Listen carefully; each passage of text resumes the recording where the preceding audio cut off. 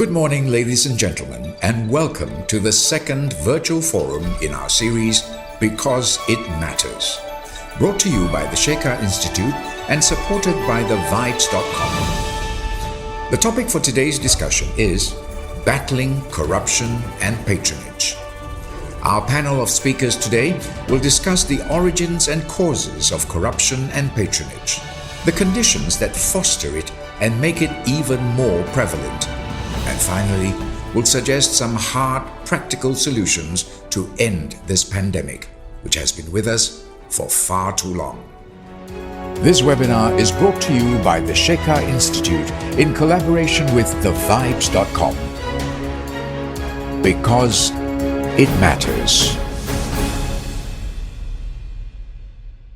Once again, good morning, ladies and gentlemen, and greetings from Kuala Lumpur, Malaysia. Welcome to our virtual forum. Today's topic, battling corruption and patronage.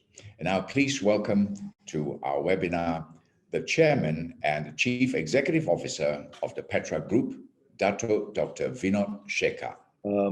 Again, welcome everyone. I'll keep this short and sweet. We have far more learned individuals on this panel that will discuss the issues at hand of battling corruption and patronage than I would. But I would like to just say a few points as a simple businessman on the issue of corruption and patronage. For too long, we've discussed this. Well, actually, for too long, we have discussed this. This is a perennial, age-old problem. It's existed in time immemorial, probably from the caveman to today. It's just will always exist. Human nature being greedy, we will always want something more than what we have. We will always want to find a way of getting it faster, quicker, more. That is, I suppose, a different subject for a different time to discuss the complexity of human nature and how we temper greed. But I would like to say a few things now. As a businessman, I often hear the words, necessary evil, that oiling the wheels of industry is important. Oiling the wheels of government is important for businessmen because things get done, things move forward, and the economy rises. That's the biggest amount of horseshit I've heard in my life. It does not. Too much oil breaks down an engine. Too much gasoline, a small little spark would burn the whole bloody car down. And that has always been the problem, because there is no such thing as just the right amount of oil or just the right amount of corruption that will allow society and industry to grow. We have to deal with it. We have to deal with it head on. The problem is, I think, is we have to deal with it pragmatically. What are the pragmatic solutions? We can't, we can't irradiate the whole body immediately. We'll kill the body. At the same time, we must get rid of the cancer. How do we get rid of the cancer? Is it surgical? Are there other routes? This is the debate that we have to have. My problem has been from too long, too many conversations about corruption have been very generic. Have been about, we have a problem, we have to deal with it. Corruption is bad. But we've not really gone into pragmatic solutions. How do we tackle this issue? Now, for me in Malaysia, as I was growing up, and I'm not sure about the panelists, but the Malaysia that I was growing up, the 70s, the 80s, corruption was under control.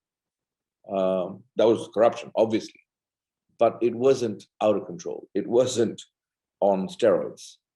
A specific prime minister came to power in the 80s, and by the late 80s, it seemed that it had infiltrated, and in the 90s, certainly, infiltrated society in a way that it never had before.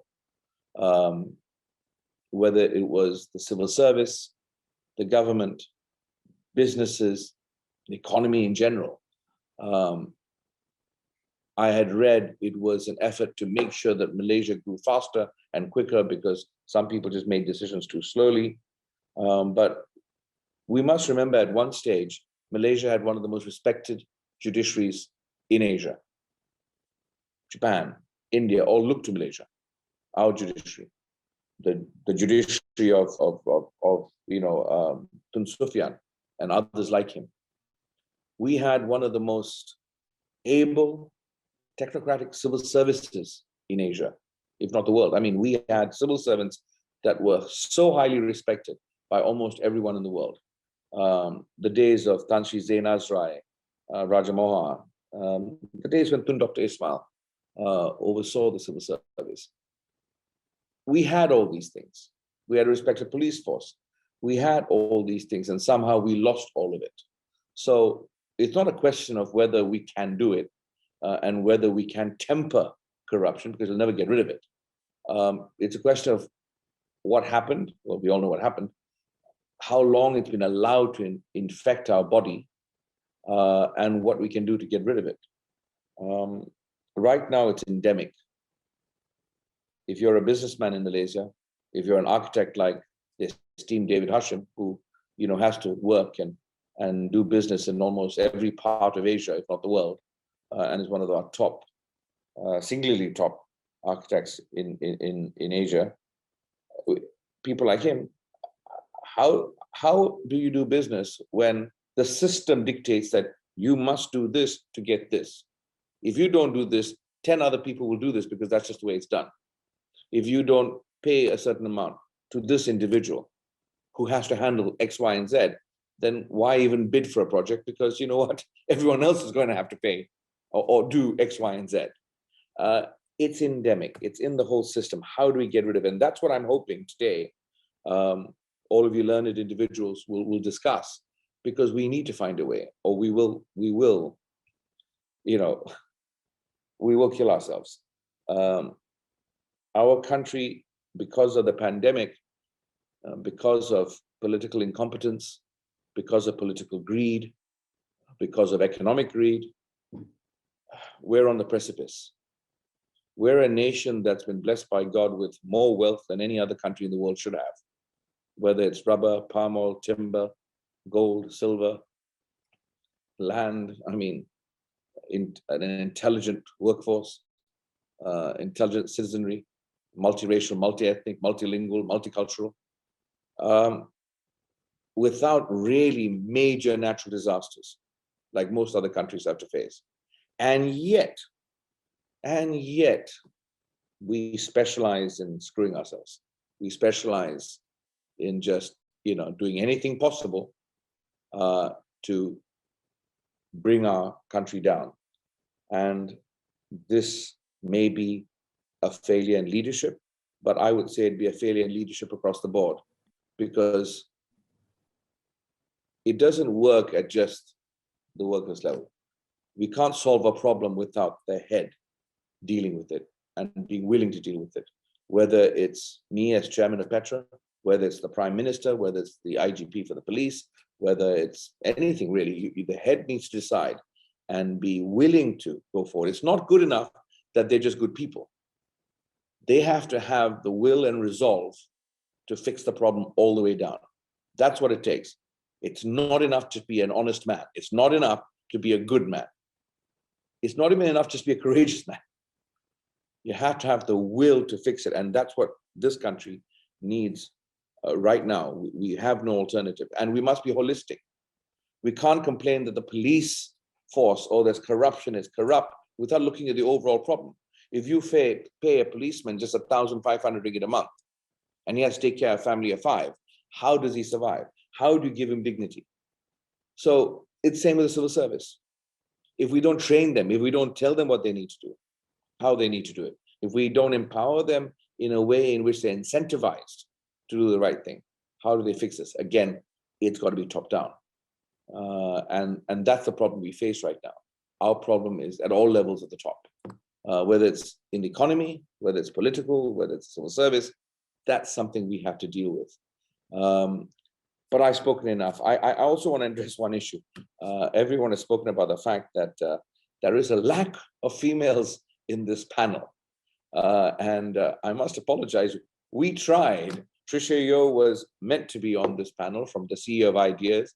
Unfortunately, she was conflicted with another Ideas program, and it just couldn't fit at the last minute. We tried many others, But I would like to see this as somewhat of a plus, is that so many of our female leaders and are wanted, are needed in so many areas, and they're too busy. I promise the Sheikh Institute, and Guna himself is determined to do this. We'll make sure that this is, on our side at least, corrected, and we will find a much larger group of ladies who are willing to come and speak with us. But it is something important that we have to do. We did try, and their participation was very much wanted. Unfortunately, today at this time, many of the ones we spoke to were otherwise engaged. And we decided that this subject was too important not to just carry on and have today. But we will be having more of these. I don't believe that this webinar alone will be enough to go through everything. I suspect Guna will, and the team at the Sheikh Institute and Vibes will continue this discussion as a part 2, because you can't just leave this. This has to carry on. The discussion must carry on. And we must work on pragmatic, realistic solutions that can be implemented. We must come up with ideas that we can give our leaders in all aspects, in all industries, a way to make this work. And it's self-preservation. As a businessman, it is self-preservation. If we don't do something soon, I don't see how economy grows. I don't see how economy survives, and I lose. If the politicians don't do something soon, this country goes, and they're gone as well. So it is something that we all have to work on over a much longer period of time, and there won't be immediate solutions. But I'm confident we as a nation can find it, and maybe show the world how to do it. So welcome. Thank you all for being here. Thank you all the panelists for taking the time to be part of this today. Have a great session. Thank you very much, Dato Vinod Sekhar, Chairman and Chief Executive Officer of the Petra Group. And now, may I please have the great pleasure of introducing the members of our panel today. First of all, please say hello to Professor Terence Gomez, the Dean of the Faculty of Economics and Administration, University Malaya. Welcome, Professor Terence. Next, Yang Berhormat Fahmi Fadzil, the Member of Parliament for Lembah Pantai. Welcome, Fahmi. And next, Dr. Muhammad Mohan, the President of Transparency International Malaysia.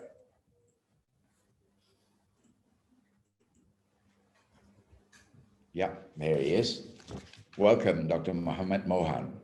And last but not least, please say hello to David Hashim, the founder and CEO of Veritas Design Group. Morning, David. Welcome to the forum. And the moderator of our webinar today is the editorial consultant of thevibes.com and executive director of the Shekhar Institute, Mr. P. Gunasegaram. Over to you, Guna. Thank you, Patrick, and good morning, everyone, and thank you for attending this seminar. Let me just start with a small presentation to put the webinar in context. So this is battling corruption and patronage, an important subject. Next slide, please.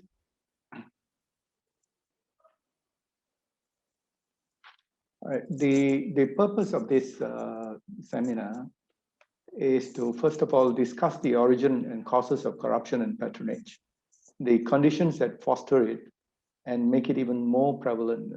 So what we want to do is to perhaps come up with some hard practical suggestions for solutions at the end of this. Next slide. Some definitions. I like the one definition by Transparency International for corruption. This is the abuse of trusted power for private gain. That says it all very simply and straightforward. Patronage is the more complicated one. The support, encouragement, privilege, or financial aid that an organization or individual bestows to another. In some countries, the term is used to describe political patronage, the use of state resources to reward individuals for their electoral support.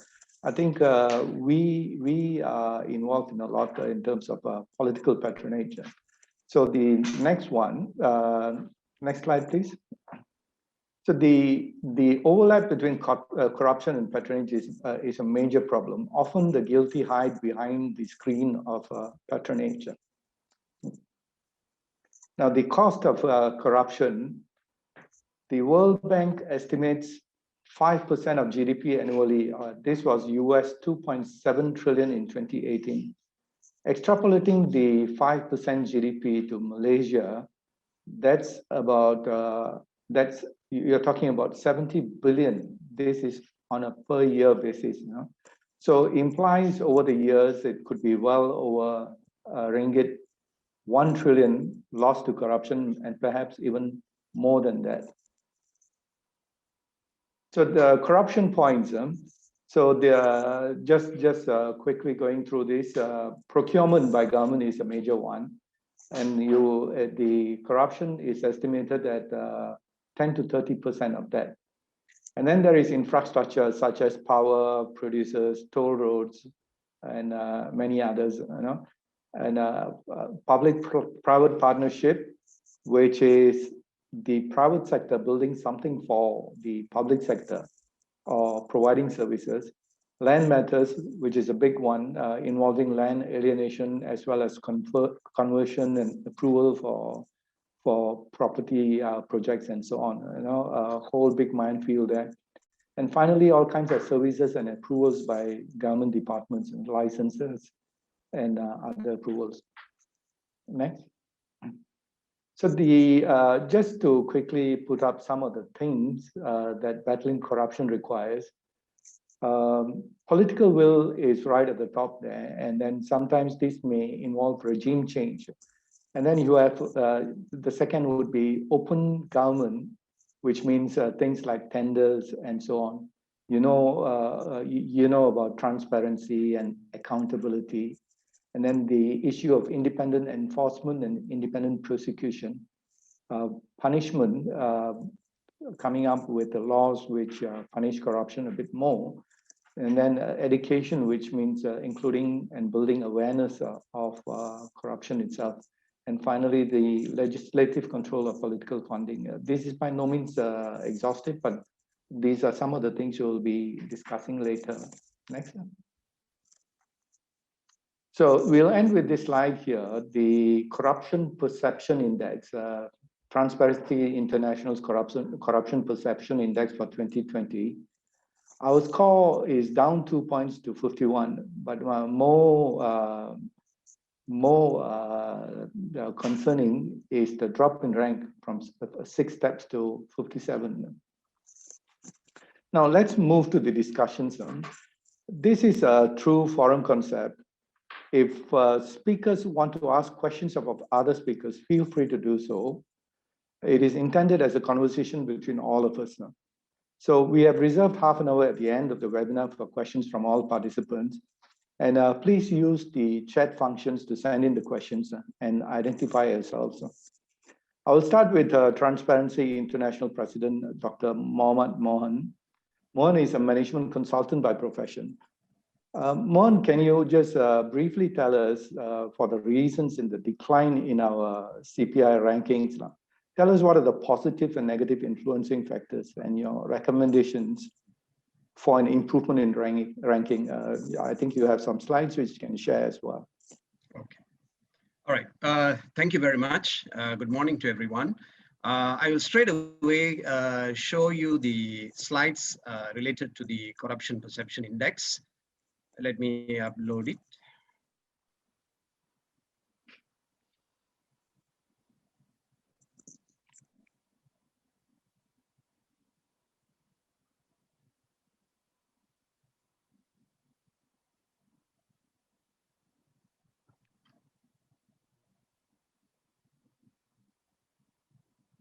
Can you see? Yeah. Yeah. All right. Yeah. Do you want to put it on presentation mode? Yes, just I'll do it now. Okay. All right. So this is the 2020 results of the Corruption Perception Index. It was released last week. And I have actually condensed the slides for discussion today. And let me take you through. Now, for those who are not very familiar with the CPI, the Corruption Perception Index actually is measured across all over the world, and it moves on a 2-year cycle, meaning that for 2020 is actually assessment done in 2019 and also 2020. So 180 countries have participated, and there are 13 different data sources used. So what this means is this survey, it is based on secondary data. So there are 13 different data sources used. And of course, for individual countries, you might not have 13 different data sources because some countries, some sources do not assess for a particular country on that year. So in Malaysia's case, we had 9 different data sources. The rule is you need to have minimum 3 different data sources to qualify to the CPI. And this is an assessment of public sector corruption. And the respondents are generally the business community, experts in their own field, the investors who are actually working in Malaysia, and expatriates and so on. So, so this is how they do. And so they are assessing the public sector, mainly corruptions in the public institutions and also public officials. Now, as I mentioned to you, we have 13 different data sources. Now, out of these 13, some of them measure very specifically on human rights. So even though it is called as Corruption Perception Index, it is not only measuring corruption perception index, only corruption, but it also looks at human rights, freedom of information, parliamentary democracy, and so on. So it's a wide spectrum rather than just only corruption. Now, for the 2020 results, the top 10 countries in the world, the first one is Denmark, followed by New Zealand, Finland, Singapore, and so on. Generally, you can see from the top 10 countries, and this has been a trend the last few years, the Scandinavian countries tend to do very well. Now, Singapore, as you see, is the only Asian country who has made it to the top 10. So this is how the top 10 are. Of course, the lower bottom are countries like Somalia and South Sudan and Venezuela, where there is total lawlessness, and that is why they don't have a system in place.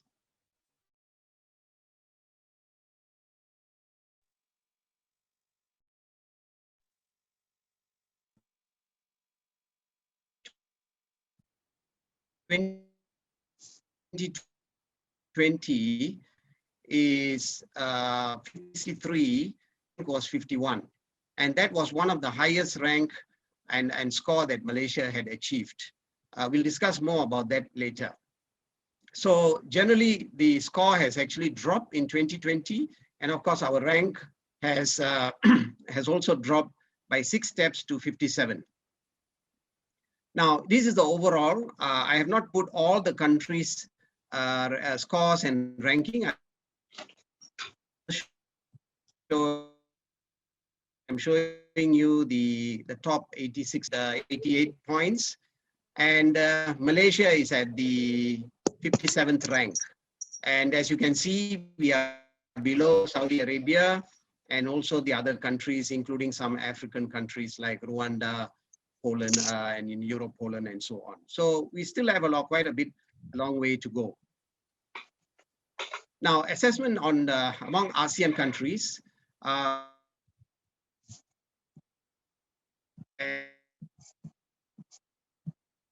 Singapore is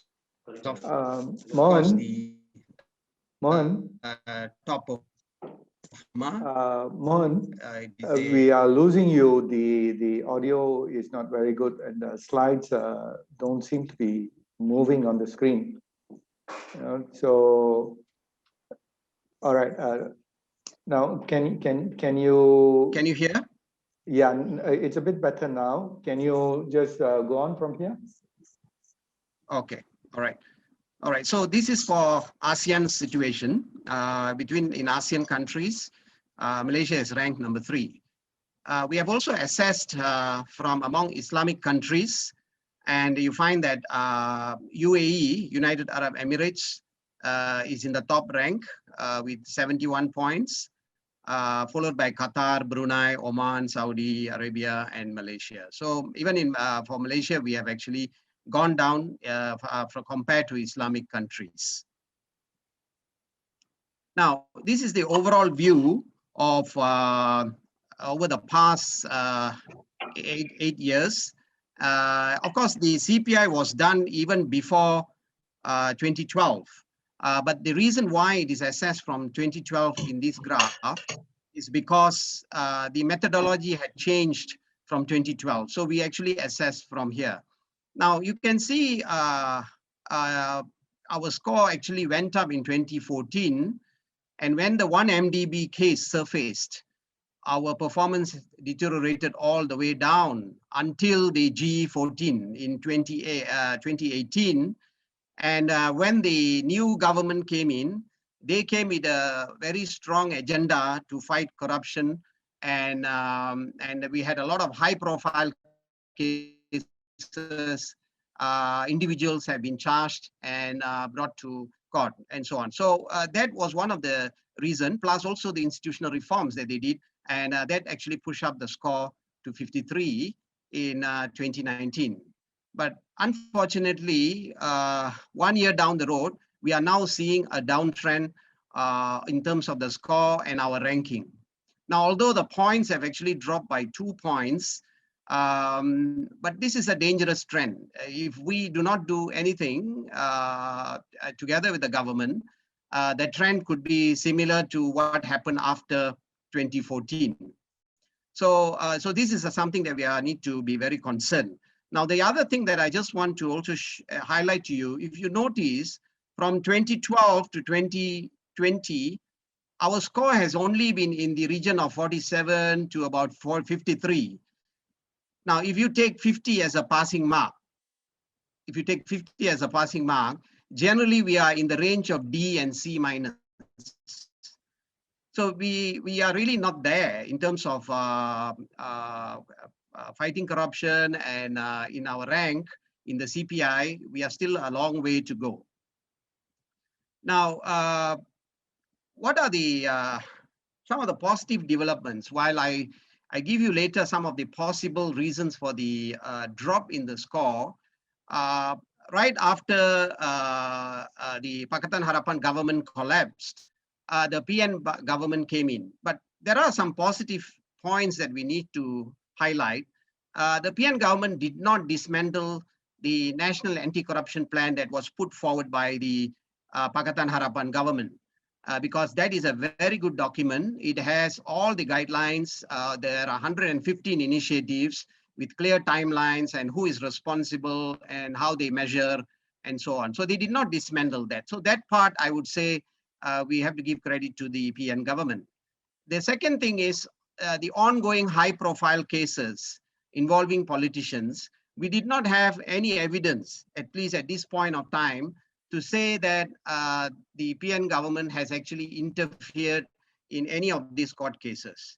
So that is a positive point. And the last one I would like to highlight, as some of you will know, there was a corporate liability provision in our MACC Act, Section 17A.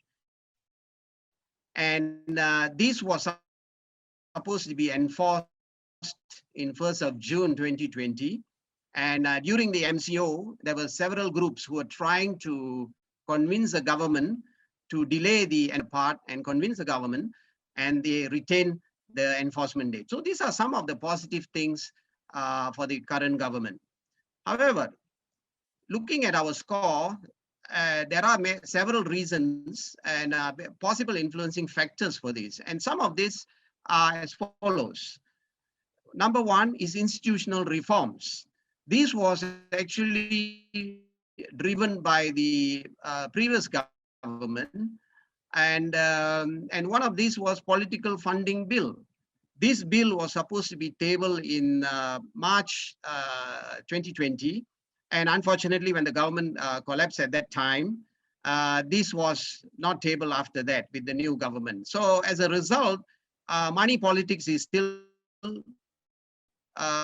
very rampant in a lot of elections, even in party elections, even in by-elections. And we saw this during the Sabah elections.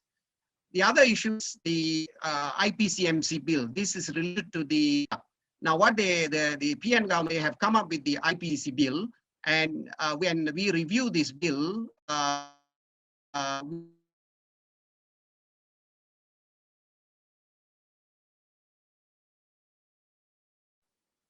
we have lost you again. and then we Mohan. have the Okay. DNAA issue. All right, so we had a case where Riza Aziz, Datuk Musa Aman, who had, I think, about 40 over charges, was given a DNAA. Tengku Adnan had one of his cases given a DNAA. Now, although this is the prerogative of the AG's chambers, but they need to actually give some reasons, explanation to the public, so that the public is not questioning about this. So this is something that I think the government should do. In the future, if you have this thing, you need to engage with the public and explain what actually happened. The other issue is on the limited access to information on matters of public interest.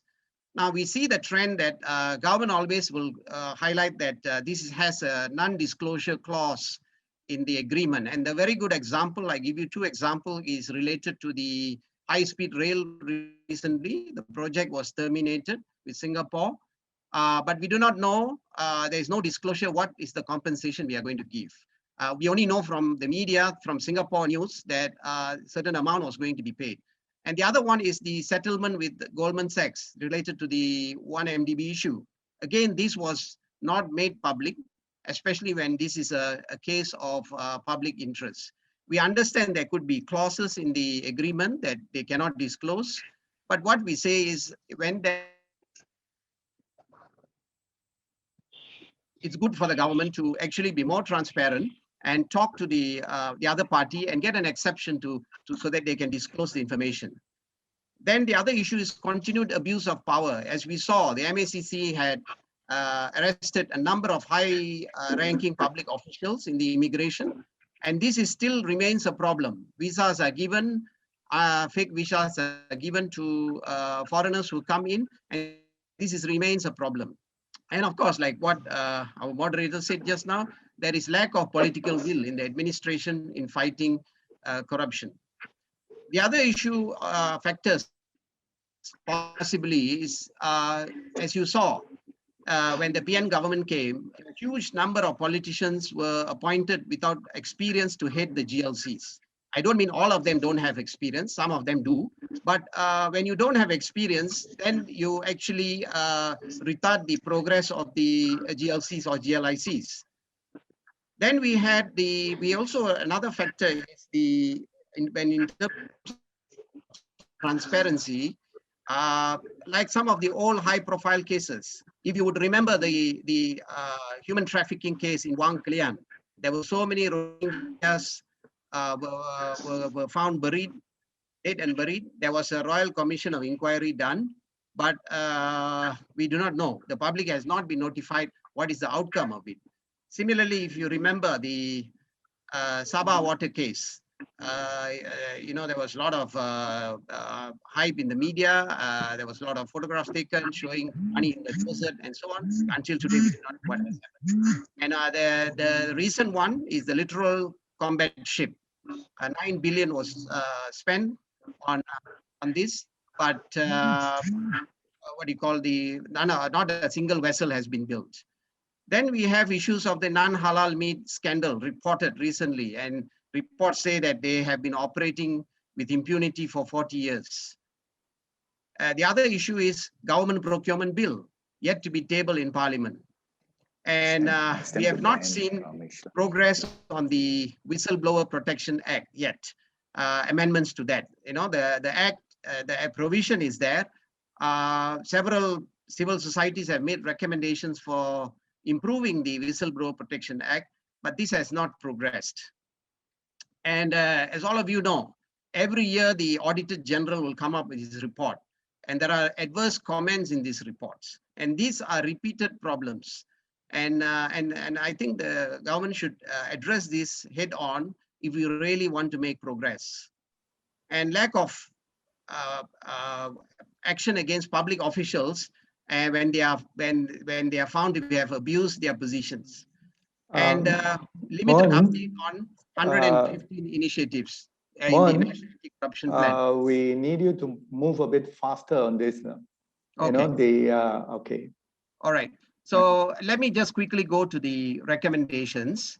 All right. So on the Official Secrets Act, what we are recommending is to narrow the scope of the act so that issues other than national security can be disclosed to the public, regular updates on high-profile cases. And this is very important, the National Anti-Corruption Plan. Many of you will not know about this so much. This is a very comprehensive plan put up by the previous government, and this government has actually endorsed it. And what is now needed is execution. And our recommendation is for the Chief Secretary of the government to be responsible for the public service role in full implementation.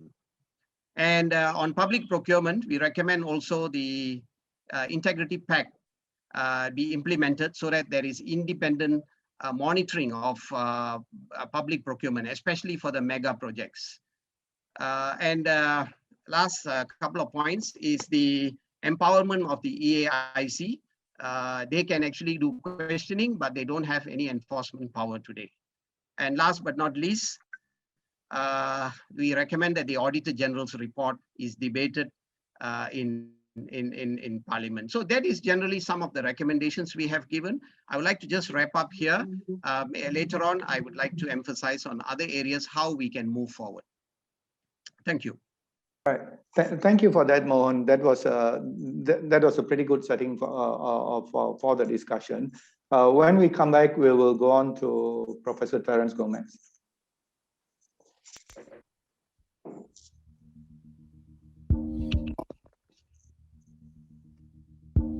You're tuned in to Because It Matters, a webinar brought to you by the Sekhar Institute and supported by thevibes.com. Today's topic, battling corruption and patronage.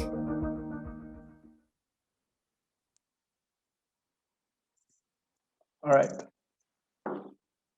And Professor Terence Gomez. Professor Terence Gomez is the Dean of the Faculty of Economics and Administration at University Malaya and the author of numerous books on political economy. He has done a lot of work on political funding. And so Terence, the structure of politics itself and the ties with business leads to corruption and probably is one of the main causes of it, maybe even the mother of all corruption. So how can we break this? And specifically, there seems to be a lot of opposition to legislating political funding from both sides of the divide, the government as well as the opposition. Over to you. Thank you, Guna. Before I get into this discussion about corruption, I think what we need to do is we need to understand our history. Now, on one hand, if you look at corruption, corruption can be legally defined by law. We can prosecute someone for a corrupt act. But when it comes to patronage, it is more policy defined, especially in the case of Malaysia. And what is interesting, and I applaud the Vibes for doing this, to bring together this discussion on corruption and patronage, because both of them, as you then just pointed out, Guna, contribute to this nexus between politics and business, which has contributed to the problem that we are having now with serious issues pertaining to political financing. But let me take you back in history. How do we connect this problem between patronage and corruption? The defining moment was 1970, when the new economic policy was introduced. And at that time, the focus was on targeting Bumiputras to resolve some of the inequities created during British colonial rule. It was a very important policy. It was a policy that we needed. The initial focus in the 1970s was on education and the redistribution of wealth. And I would argue in terms of education, the NEP did quite well by focusing on education. They managed to create a new Bumiputra middle class. That was the success story of the NEP. But the problem really lies with the redistribution of wealth. And the next defining moment for us was 1981, when Mahathir came to power. Now, Mahathir stressed when he came to power that his slogan would be BCA, Basay, Checkup, Amana, a clean, efficient, and trustworthy government. And like all governments have subsequently, when they came to power, they all said they're going to eradicate corruption. But what did Mahathir do? He had a grand vision, to be fair to him. He wanted to industrialize Malaysia by 2020. He wanted to create conglomerates of international repute owned by Malays. And to achieve this goal, he took the NEP in a different direction. The focus now would be on policies such as privatization, transfer equity owned by the government into the hands of Bumiputras, in this case, well-connected Bumiputras, not all Bumiputras, well-connected Bumiputras. He came up with another policy, the Bumiputra Commercial and Industrial Community. And here we see now from patronage as a policy-driven agenda for everyone, all members of one ethnic group, to selective rent distribution. We can see the implications of it quite early on. In 1984, Razale Hamza, then finance minister, already complained there's something wrong with the way in which policies are being implemented. In 1987, Razale and Musa combined forces, Ate and Daim, Zainuddin, then finance minister. And what did they argue? They said that patronage-based rent distribution had been hijacked by a select minority in government. If the government had intervened to help all Bumiputras, now it had been hijacked by political elites to serve vested interests. A strong state had been created, controlled by politicians, and bureaucrats were sidelined. The allocation of rents took a different form. And here is where you see the political business nexus beginning to emerge. So what you're saying, Terence, is the NEP and privatization has basically resulted in a lot of abuse of power, you know, and wouldn't some of this be actually corruption itself? And is there and we come to the problem of like enforcement, independence of prosecution as well as enforcement as far as this is concerned? Even during the time, to be fair, Guna, there was a lot of talk about the need to stop this nexus between politics and business. Let me take you to the example of Anwar Ibrahim. When Anwar Ibrahim became finance minister, he was already saying at that time corruption was quite bad and we must bring an end to this nexus between politics and business because that's what's fueling corruption. But what Anwar did, interestingly enough, was he too became privy to this dialogue, this narrative about creating a Bumiputra capitalist class. I'll take you to the point in 1993 when Anwar created the Wawasan team to take on Ghaffar Baba to become the deputy prime minister. And his team comprised people like Mohidin Yassin and Najib Razak and Zahid. They were all part of the Wawasan team. And what was the narrative? A new Malay, Koprat Melayu, Melayu Baru. And you can see here now, instead of stymieing corruption and dealing with patronage differently, he in fact exacerbated it. And now you will see here, you asked a question, so let me answer this. Corruption, how do we define it? Under Anwar, what he did, which was different from Mahathir, Mahathir channeled a lot of rents to well-connected businessmen. So you have people like Halim Saad, Tajuddin Ramli, Wan Azmi, Wan Hamza. Their agenda was to create Malay conglomerates. Anwar instead gave rents to politicians. It was under Anwar that politicians began to enter into business. So here what you see, the reason why there was no political will was because now the idea of the need for politicians to go into business as a means to create this corporate Melayu had become ingrained as part of the narrative. To my mind, it was corruption. But to their mind, what we are seeing here is patronage, which was being implemented to create a Bumiputra business community. And this is where the lines get blurred. Right. So now what can we actually do about it? It's a very tricky problem. You know, there is going to be a lot of aversion to it. So what is the solution? the solution to Okay, understand. you were talking about political funding Yes. earlier. Oh, So let me get to that, the solution. I wanted to give a bit more history because then sure, go ahead. the next defining moment was 1997. The system all fell apart. And what did the government do? The government then went and bailed out these companies and created government-linked companies. GLCs became huge. So now we see a shift. We see a shift now from politicians in business to government really being in business, and politicians controlling government and therefore control GLCs. What else did politicians do to deal with this problem? They created foundations. If you look at the court case, since you asked, what are the solutions? Look at the recent court case involving Zahid. Look at the court case involving Tunku Adnan, even Najib. In all cases, what they had done was they had begun to create foundations, and foundations became a mechanism like GLCs through which money could be channeled into the political system. So if you want solutions, I'll tell you solutions now. First, what are we doing about these foundations which have become a conduit for the practice of money politics? What are we doing about these GLCs which have now been hijacked by the politicians now to serve their vested interests? I would like to say this. The point was made by Mohan. If you have regime change, then you will bring about a government which will try to act to stop this. So what happened when regime change occurred?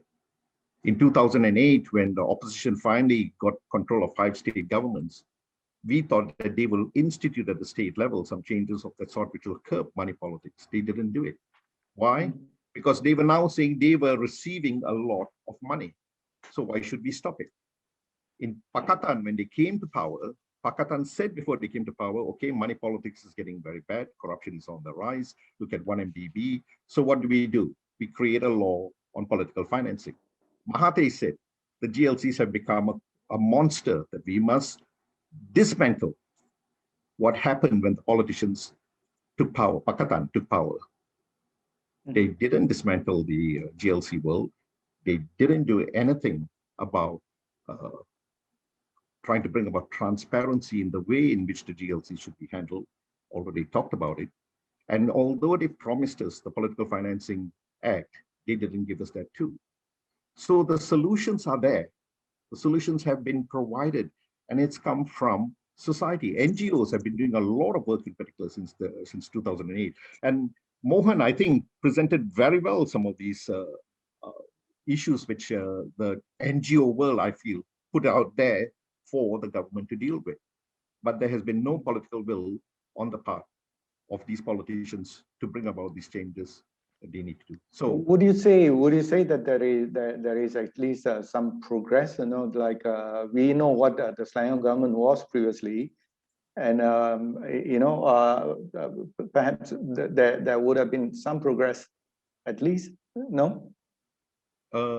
If you want to talk about progress, the progress can be seen in the actions. Yes, I want to make a distinction between rhetoric and reality. The rhetoric was there. But let's look at the reality. What changes were made in terms of reform of the GLCs? Or did Pakatan take on the GLCs and use them to serve their own interests? What about DAP? What changes did DAP do about the GLC world when they took power in Penang? Now, there may be talk about curbing corruption, and to be fair, I want to be fair to Pakatan. They definitely did do much in terms of trying to stymie corruption, bring down the level of corruption. But we are also talking here about patronage. And we're talking here about patronage being a big problem, and how patronage then contributes to the political financing problems that we have. Specifically, what is hampering political funding legislation at this point of time? The reason, I'm glad you brought this up, Kunal.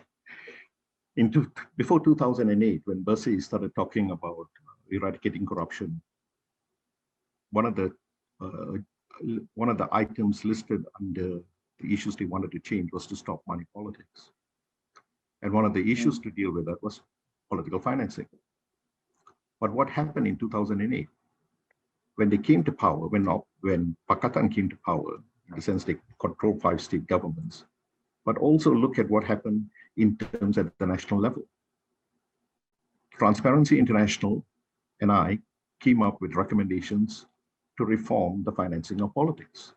And when we went to meet the opposition in parliament, they said no to us. And they said no to us because they were now privy to a lot of financing. Now, we can leave corruption aside. There's nothing wrong with political financing. There's nothing wrong with getting donations. And in fact, they said now they are finally getting donations in a big way. But I'd like to come back to the recent court cases that we are seeing now. The big issue in the court cases was how donations were now being used to justify corruption. As you can see, that was the defense for all the politicians who are now on trial. So I'm trying to connect the dots here to show you how, if we can deal with this issue of political financing and the tools that they use to get access to money, the tools that they use to bring about the links between politics and business, those things have to be broken down. Okay. The second thing that they have to stop, and they refuse to stop, no politician wanted to stop it, was to change the narrative. And what is this narrative that we are talking about, that I'm talking about, that they have to change? The narrative about patronage, about policies to help particular ethnic groups. When Pakatan came to power, or when Pakatan was trying to come to power, they said, no more race-based policies. Policies will now be based on needs. As soon as they came to power, they changed the narrative. And there was a big debate even among Pakatan people, between Azmin on one side saying we need to have the Bumiputra policy back in place, and Anwar saying, no, Azmin, read the manifesto. We said no more race-based policies. Okay, this is when they came out. I'll just finish this point. Okay, sure. Eventually, when they came out with a public policy, the shared prosperity vision, it was a policy based on patronage along ethnic lines, which allowed for the perpetuation of the practice of patronage, to use government mechanisms to channel it down in a manner in which I feel led to a lot of corruption and leakages again. So we have not seen these changes occurring. And now look at what happened when Muhyiddin came to power. The first thing Muhyiddin said in his speech was, I'm going to eradicate corruption. And what did he do? He practiced patronage by giving out directorships in GLCs, which he could control, to politicians to consolidate his position in power. So here, we know what needs to be done. If you want recommendations, I'll tell you. The recommendations are, first, let's do something about changing the system in terms of the links between politics and business, which so far to GLCs. Let's have an act on political financing. And let's do something also about breaking this nexus between patronage and policies. That has to change. I would like to bring on YB Fahmi Fadzil at this point of time. He's MP for Lembah Pantai and Communications Director of PKR. He holds a degree in chemical engineering and was a writer and an actor before that. So he's considered one of the rising stars in PKR. So Fahmi, on you falls the political questions for a start. Is there political will to stop corruption? And then how do we bring that about? Fahmi, we can't get Fahmi. We have lost connection with Fahmi. And then meanwhile, let me go back to Terence on that one. Or let's take a break at this point of time. Okay. I'm back. Yeah. All right, Fahmi. Go ahead.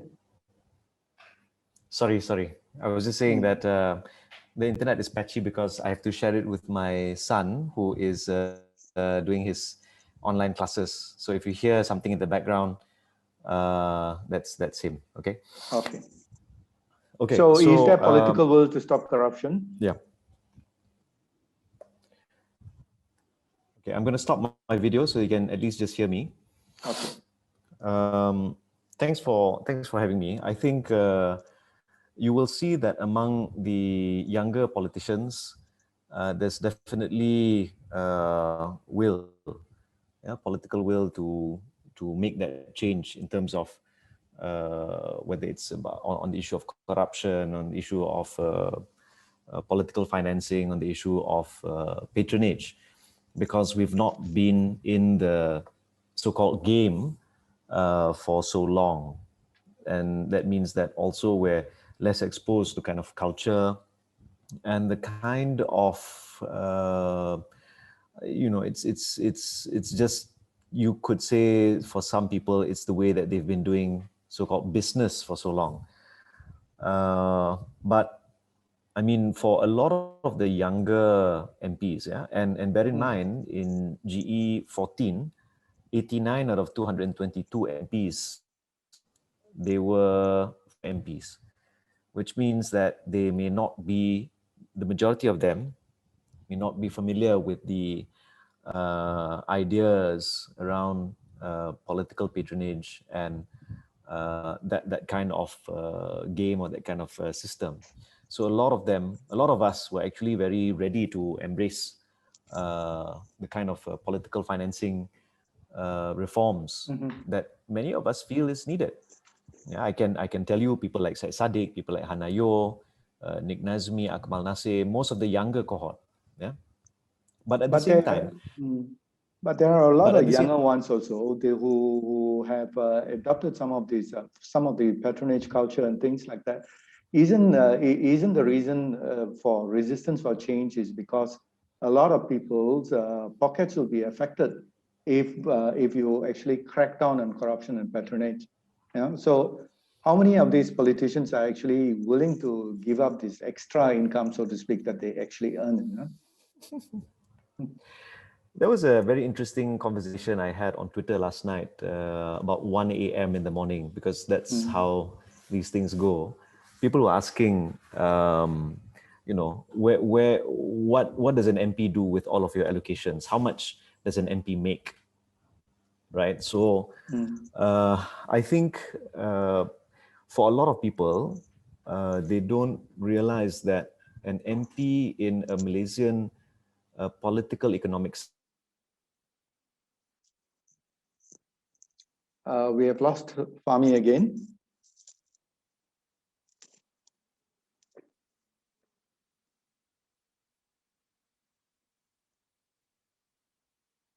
Okay, I'm back. Okay. I'm back. That I'm just going to turn off my video. All right. So you'll just have to hear my voice.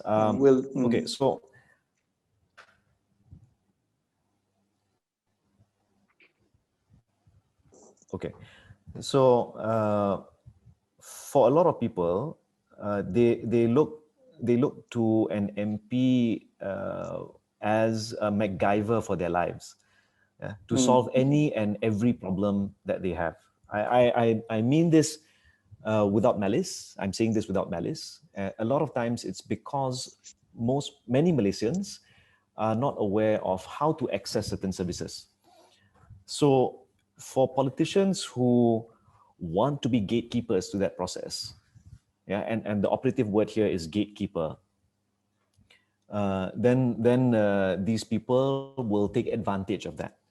That's why when Pakatan Harapan came to power, one of the first things we did was to stop the culture of surat sokongan, yeah, of these, which then resurfaced under the PN administration. For many MPs, like for example, for myself, yeah, I mean, I can't really speak for the rest of my colleagues, but at least for myself, when businessmen come to me and asking for a surat sokongan, or somebody who is applying for a tender, I say, sorry, I can't do that. I won't do that, right? Which for some of them, they're like, why? But this is how we've always been doing it. So it takes two to tango, and I mentioned the electorate because for a lot of MPs, they feel the pressure of servicing, not only in terms of helping constituents find access to services, but also many constituents come to us with financial problems, especially during this pandemic. Many of them have problems settling debt, settling arrears in rent, helping to buy books for their children, helping to find laptops. So a lot of people, it is right to ask, how would an MP raise funds? I believe some kind of law is needed, an act is needed. We need the political will, which can only happen if both sides, all sides agree to it. Our difficulty, which like if you look, Prof. Terence mentioned Selangor, Penang, etc. Without sounding apologetic, one of the reasons is that it's like playing football, and already at that time we had one hand tied behind our backs. So now we tie both our hands behind our backs, and the other side is free to do anything and everything, employing the full apparatus of the state to oppress and suppress and outmaneuver. Okay. I think despite that, yeah. I think you guys came into power in 2018. And then you lost it. I mean, of course, there are many different views of why change didn't take place during this period, and one of which is that Mahathir himself did not want these changes to take place.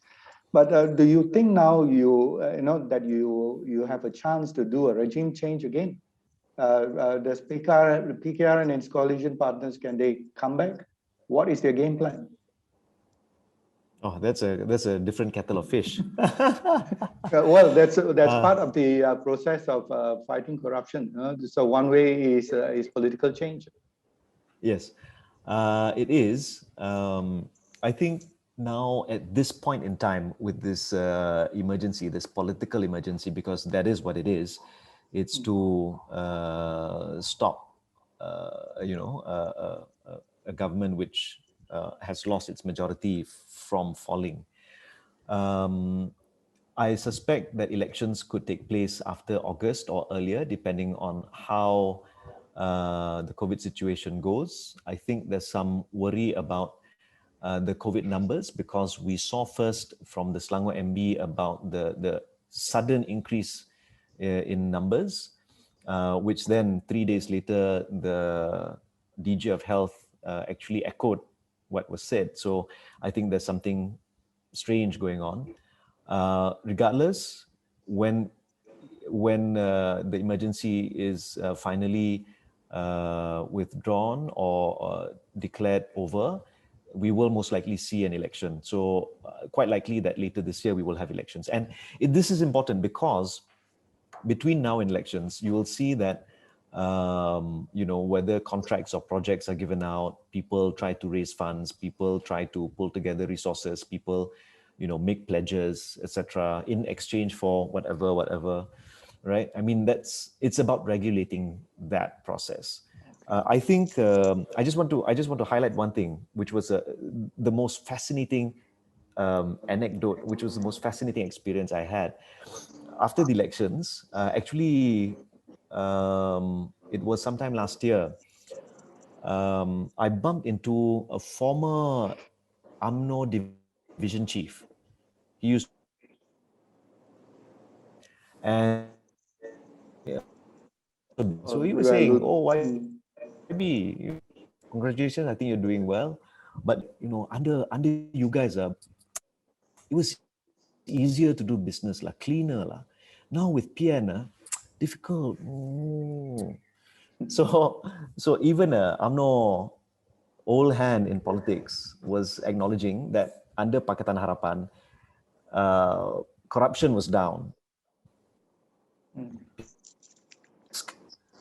As openly and brazenly as perhaps they're doing now. I don't know, but this is can have, I've never experienced it. I'm not a businessman.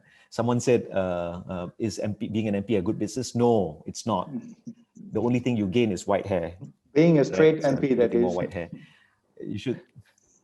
Yes. If you're on the straight and narrow, yeah. it makes no business sense. Let's bring in Mr. David Hashim at this point in time.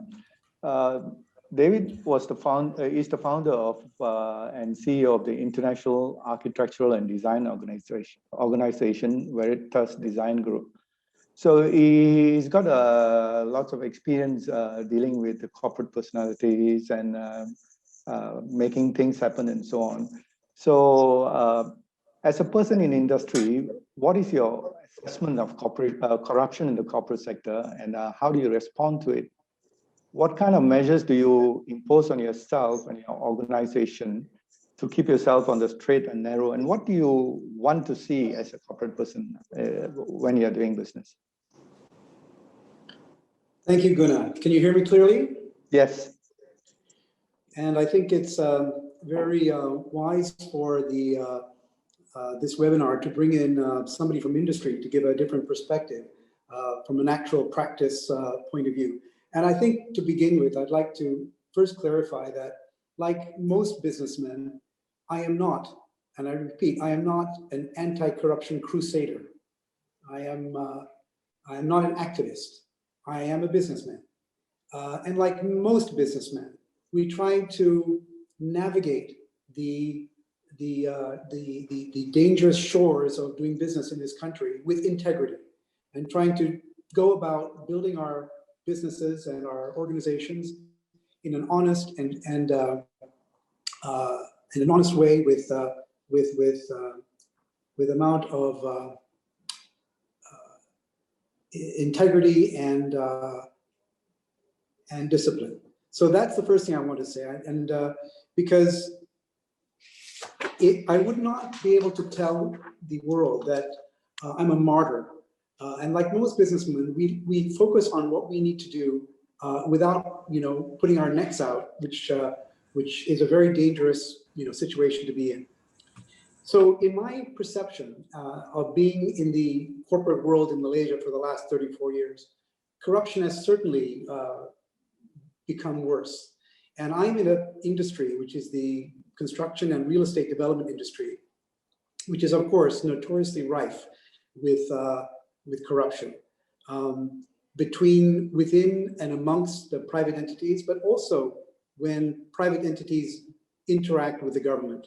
And that's where I think corruption starts to be even worse in interaction with government agencies. Earlier speakers talked about patronage and the evils of patronage. I think that I would like to differentiate a little bit between what I see as patronage within the corporate system versus patronage interaction with the government. Because it's part of normal business to recommend business friends and business partners to each other. I'm often recommended to do work for certain companies. In return, I recommend people to be brought into projects. So I think patronage amongst corporate entities is kind of a normal part of building relationships that is a very healthy way for businesses and economies to grow. Where patronage goes bad, is when you walk through the door and you're in a world of corruption, where you're paying off people for introductions, when you're paying off government agencies or individuals for contracts. So patronage alone in the corporate sector is actually part of what we do. And therefore, I think it's hard to, or wrong actually, to designate it as something that should be punished. But I'll tell you something, that the insidious part of the effects of corruption is that it really reduces competitiveness. It really reduces our competitiveness. It stifles activity, it stifles innovation, and it also reduces the incentive to work hard. We have seen around us all the time where a sudden award or contract or an approval is given on a project that doesn't deserve it. And everyone else, the competitors who are bidding for the same project or the same award, who worked much harder, who had a much better idea, didn't win. And so you begin to think, if this is the culture, if this is the environment that you are operating in, why bother? Why bother being creative? Why bother being competitive? Why bother work hard?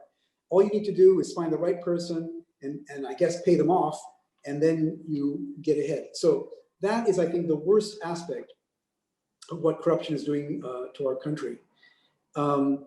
So back to what I said earlier, patronage within corporate world, it is a part of life, but 99% of it doesn't even involve exchange of money. It just involves building relationships and building a good reputation. Where the door enters into the world of corruption, where it's what I call hardcore corruption, and mostly dealing with government agencies and government departments, that is when I think we are entering a very, very dangerous world. I think building relationships is not something that anyone would object to, but here sometimes perhaps patronage and corruption are blurred, almost deliberately. But the thing is, I mean, sometimes do you find yourself like tempted? Okay, why don't I just enter this bandwagon and make money the easy way? And second, do you I mean, is your competitiveness terribly affected by being on the straight and narrow? And how do you cope with this situation? So as I said earlier, yes, absolutely. There have been many situations in the past, and I don't want to name particular situations because it will implicate people, but we were the best, we were the first runner to be awarded a project. We were the frontliner, but shockingly, somebody else would win the contract. And when we would look back at why, it's not because of cost, it's not because of intellectual superiority, it's not because of superior creativity. And then we begin to find out it was a relationship, it was a political connection, it was the brother of a minister, it was a relative who won the project, and for no other good reason. And that, of course, it's very demoralizing. It would affect the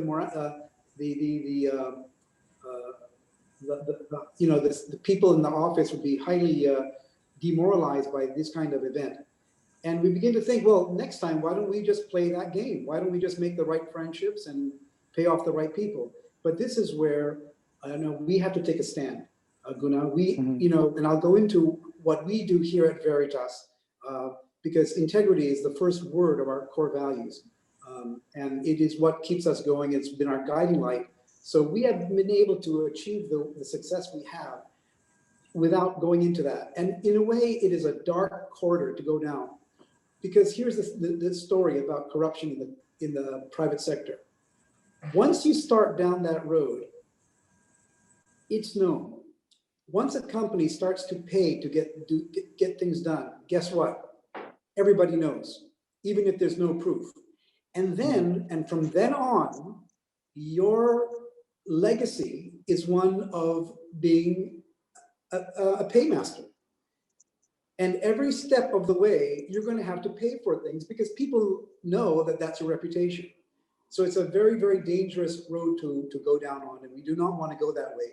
It's partly for our own sense of values and our own philosophy, but it's also survival. I don't think in the long run, being corrupt is a good business strategy. Now I'll tell you something else. Here's something else I've also noticed. We deal with large corporations. These are sometimes GLCs, but often they're just private sector, public listed companies or private companies. And the companies that have reputations for corruption, interesting here, it's when you deal with anybody in that organization, down to the directors and below the directors to the senior executives, and from the senior executives down to the general managers and then the project managers, guess what? That culture of corruption exists at all levels. Because everyone, I guess, is presuming, well, my boss does it, why don't I do it? So we are confronted by shocking meetings with lower level people who are asking us for kickbacks. And then when we think about that, we look at the overall perspective. We realize, well, the Tan-Sri, the boss of the company, that's how he does business. So the culture pervades from the top. When you've heard the phrase, fish start to rot from the head, it's really true. It's true in government, and it's very, very true in private sector. Now, in the construction and development industry, now this is an interesting story. We are involved in a lot of big projects in the country. And this is where I want to come to some defense of the public agencies and departments that we deal with. The problem in Malaysia is that a lot of laws and regulations and policies, whether it is zoning regulations or planning bylaws or building regulations, they don't keep track. They don't evolve fast enough to deal with improvements in technology, changes in the country's socioeconomic system, demographics, and so on. So old regulations are on the books. However, there's pressure to develop. There's pressure because populations are increasing. Cities are getting congested. So oftentimes developments are allowed which don't strictly comply with the regulations which are on the books, and for good reason, because those regulations are often outdated. The automatic response of the public is, there's corruption. And I must come to the defense, because oftentimes there isn't. Oftentimes it's just government servants trying to do the best they can to deal with old-fashioned regulations which they're not in a position to change. Okay, I mean, would you say that in your case, being on the straight and narrow has brought you more business than otherwise? Well, I'd like to think so. I'd like to think so. One way it has is this. We work with a lot of foreign investors. These are foreigners who come to Malaysia, and I think somehow our reputation within the chambers of commerce is there. So they would come and talk to us and meet us to talk about their new factory or their new their investment. And here's the thing: the first thing they want to talk about is corruption. They ask me, David, we want to get this factory built. We want to get this building done. We're a foreigner. We don't know the rules in this country, but we hear that it's going to take a lot of payments, which we cannot be involved in. We want a partner who will be with us, because our parent company in Europe or our parent company in wherever doesn't allow us to do these things. So I think that in some ways, yes, it has helped. So that means we will be forced in a way to become straight from international pressures as well. Oh, absolutely. And I can tell you, we recently had an inquiry from a large American technology manufacturer who wanted to build a plant here in Malaysia. We went with that investor to the technology park to have discussions with the local Majlis and Jabatan Perancang, the planning department. And it all went very well. It all, was all above board, and the meeting went very well. They went off. Okay, that's good to know. Apparently, well, here's what happened. Apparently, a subsequent follow-up that happened that bypassed us happened, and some interaction occurred. And then the client came back to us and said they're putting the project on hold indefinitely because of, how did they put it very delicately, certain dealings that they were not willing to undertake. And I knew what that meant right away. And this is very, very sickening. It lost us business. It lost us an opportunity to grow our people, grow our company. The foreign investor, I think, until now, the project is not moving. So that is the penalty for being, not. But David, if I may just interrupt here, there's something I don't quite understand. Because people like Terence and Mohan have said that our system has become inherently corrupt. So if that's the case, how can somebody like yourself and your company do business in this environment? Okay, so I said earlier on that I am not an activist, Patrick. I'm not a martyr. Like most 99% of the business community in all sectors, we're not going, if we observe and identify corruption, obviously we will do something about it, because it will make us look bad as well. However, we see when it happens around us, in the swirling world of the industry, we are not going to call out people that maybe we suspect because we don't have any proof. And there is not going to be any protection for us if we get it wrong. The ecosystem in this country is not going to protect us. And we just want to get by. And the rules of most businessmen are this: don't give, don't take. I repeat, don't give, don't take. But don't stick your head out and become a martyr either. That's the honest nature of business in this country. Thank you, David. When we come back, we'll open up the discussion to the floor. Corruption and patronage. What are the origins and causes? What are the conditions that foster and even make them more prevalent? What are the practical solutions? We continue the discussion with our panelists, Professor Terence Gomez, YB Fahmi Fadzil, Dr. Muhammad Mohan, and David Hashim.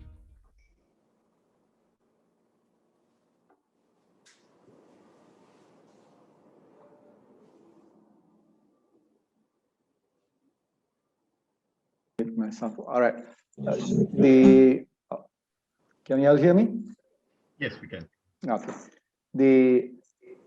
I want to go into a little bit about we talked about the political funding legislation problems now. Now there is the independence of enforcement, which is investigation and prosecution, is a very important part of this whole thing, you know, and we still have not been able to do that. Both the office of the MACC as well as the Attorney General comes directly under the PM. In effect, the PM is the person who appoints this. And while the legislation has been there on the drawing boards, it still is not yet moved. Anyone feel free to comment on this? Dr. Mon? I'll comment. Okay. Oh, okay. I'll comment just to right. get this going. I'm glad you raised this point, Gunnar, because when we first proposed the political reform bill,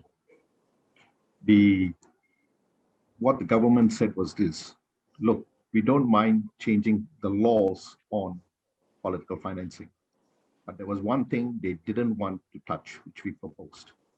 Transparency International will agree on this, and we did it together. Institutional reform. In fact, one politician in UMNO at the time, in cabinet, or minister, himself told me, we don't mind changing the law. After all, Najib, when he came to power, one of the first things he said was he's going to introduce a law on political financing, which he didn't follow through on. The law, however, introducing the law is one thing. Institutional reform to allow for devolution of power, to allow for them to act without fear or favor, they were not willing to do it. And in fact, this member of parliament, this cabinet member told me, if we do that, UMNO will lose power. Those were his exact words. So if you want to introduce a law, that's one thing. But the other thing that has to go hand in hand with it is devolution of power from the executive arm of government, where power is concentrated, into, say, the AG's office, or as well as the MACC. They don't have that kind of independence. Okay, so in this case here, then what this means is probably that corruption is so endemic that if you were to give enforcers a free hand, then too many people will be charged, and the system might break down as a result. Is that what you're saying? No, that you cannot make that argument. If you want to eradicate corruption, just let's grab the bull by the horn and get on with it. Okay, so all right, let me float this idea, which I think others have, I think notably Dato Sri Nazir Razak, about an amnesty. Is that a sort of a system which is workable here? I'm not too keen on that. Who are we going to give amnesty to? How do you make a distinction between the issue of relative corruption versus extreme corruption? How do you make the distinction here? So, for instance, one of the things we can do is, for instance, make them actually pay. If you have acquired money over a period of time through illegal means, then you pay a certain percentage of that as a tax, and then after that, there will be no more questions as to how you got that money, all right? And then you move on from there. You know, I mean, this is just an idea, so I'm just trying to see whether it is workable. I'd like the others to come in, but because I've already stated my view, I'm quite clear. It reminds me of the post-apartheid truth and reconciliation process that happened in South Africa. And I think there are certain merits to it, but it's not, I would say, Guna, that it's not a percentage that we're talking about. It's everything and all in exchange for freedom. If all the billions that have been, or trillions that have been stolen from this country could be brought back, I don't think it's necessary to have bodies sitting in prisons. Who cares what they do? But you know, in other words, exchanging freedom for everything, not for percentage, I think is something that we might contemplate, especially during these difficult periods. Mohan?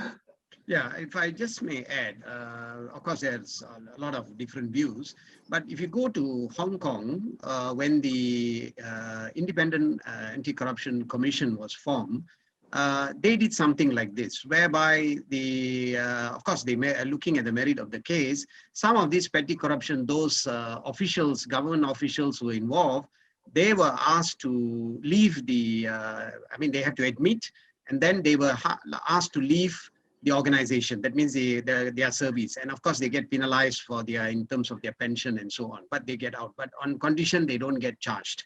So this is a model that in Hong Kong they have done. In fact, in 2009, when Malaysia formed the MACC, we thought that the MACC was modeled according to the Hong Kong system, but actually it did not happen that way. So it might work, but depending how you put the framework and to implement this, because it will save a lot of time and clean up the system. Okay. Fahmi, do you think this will be politically more acceptable? I think it should be necessary for the future of the country. Yeah. But I think my only caution is that it has to be in tandem with a list of other reforms that has to be done together. So you can provide some kind of amnesty, but you need to have a political financing act put in place. You need to institutionalize, membudayakan menolak rasuah, a little bit like what, you know, and it has to start from the top. I think the one thing which I remember, you can say as someone who definitely, as a politician who suffered because of the Sheraton move and Dr. Mahathir's resignation almost around this time last year. One of the things that I feel he may have kind of symbolically done right was make this gesture that no accepting gifts, so ministers and MPs, no accepting gifts. So when Anthony Loke, for example, returned a bundle of handphones that he had received, and saying no, that I felt was signaling, right? But it's not enough. So it has to be like a number of things that has to happen.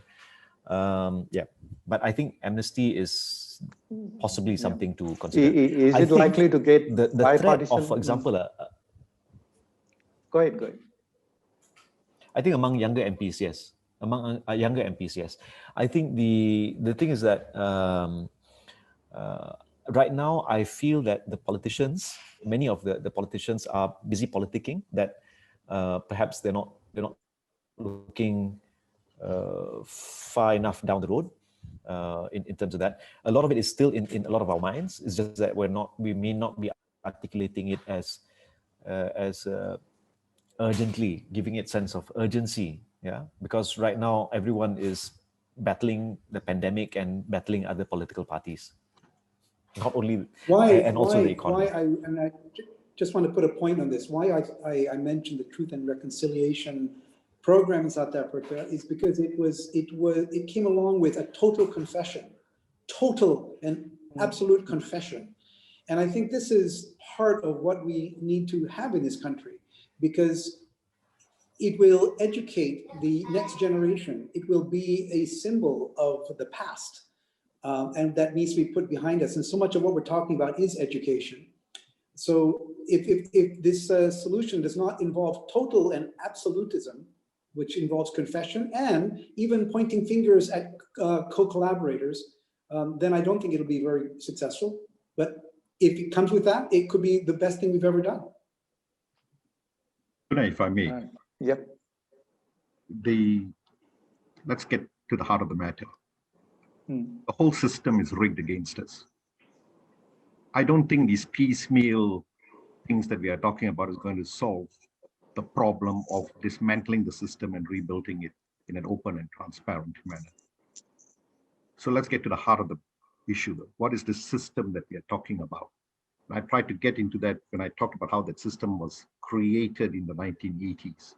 Has become embedded in not only the corporate sector, but in the public sector, and how the two have become enmeshed together. And how do we break this system? We talked about devolution of power, take away the power concentrated office of the executive. We talked about new legislation. We talked about devolution of power to institutions, as Mohan said, MACC, its hands are tied. We expect it to be far better performing. The AG's office is captured by the executive.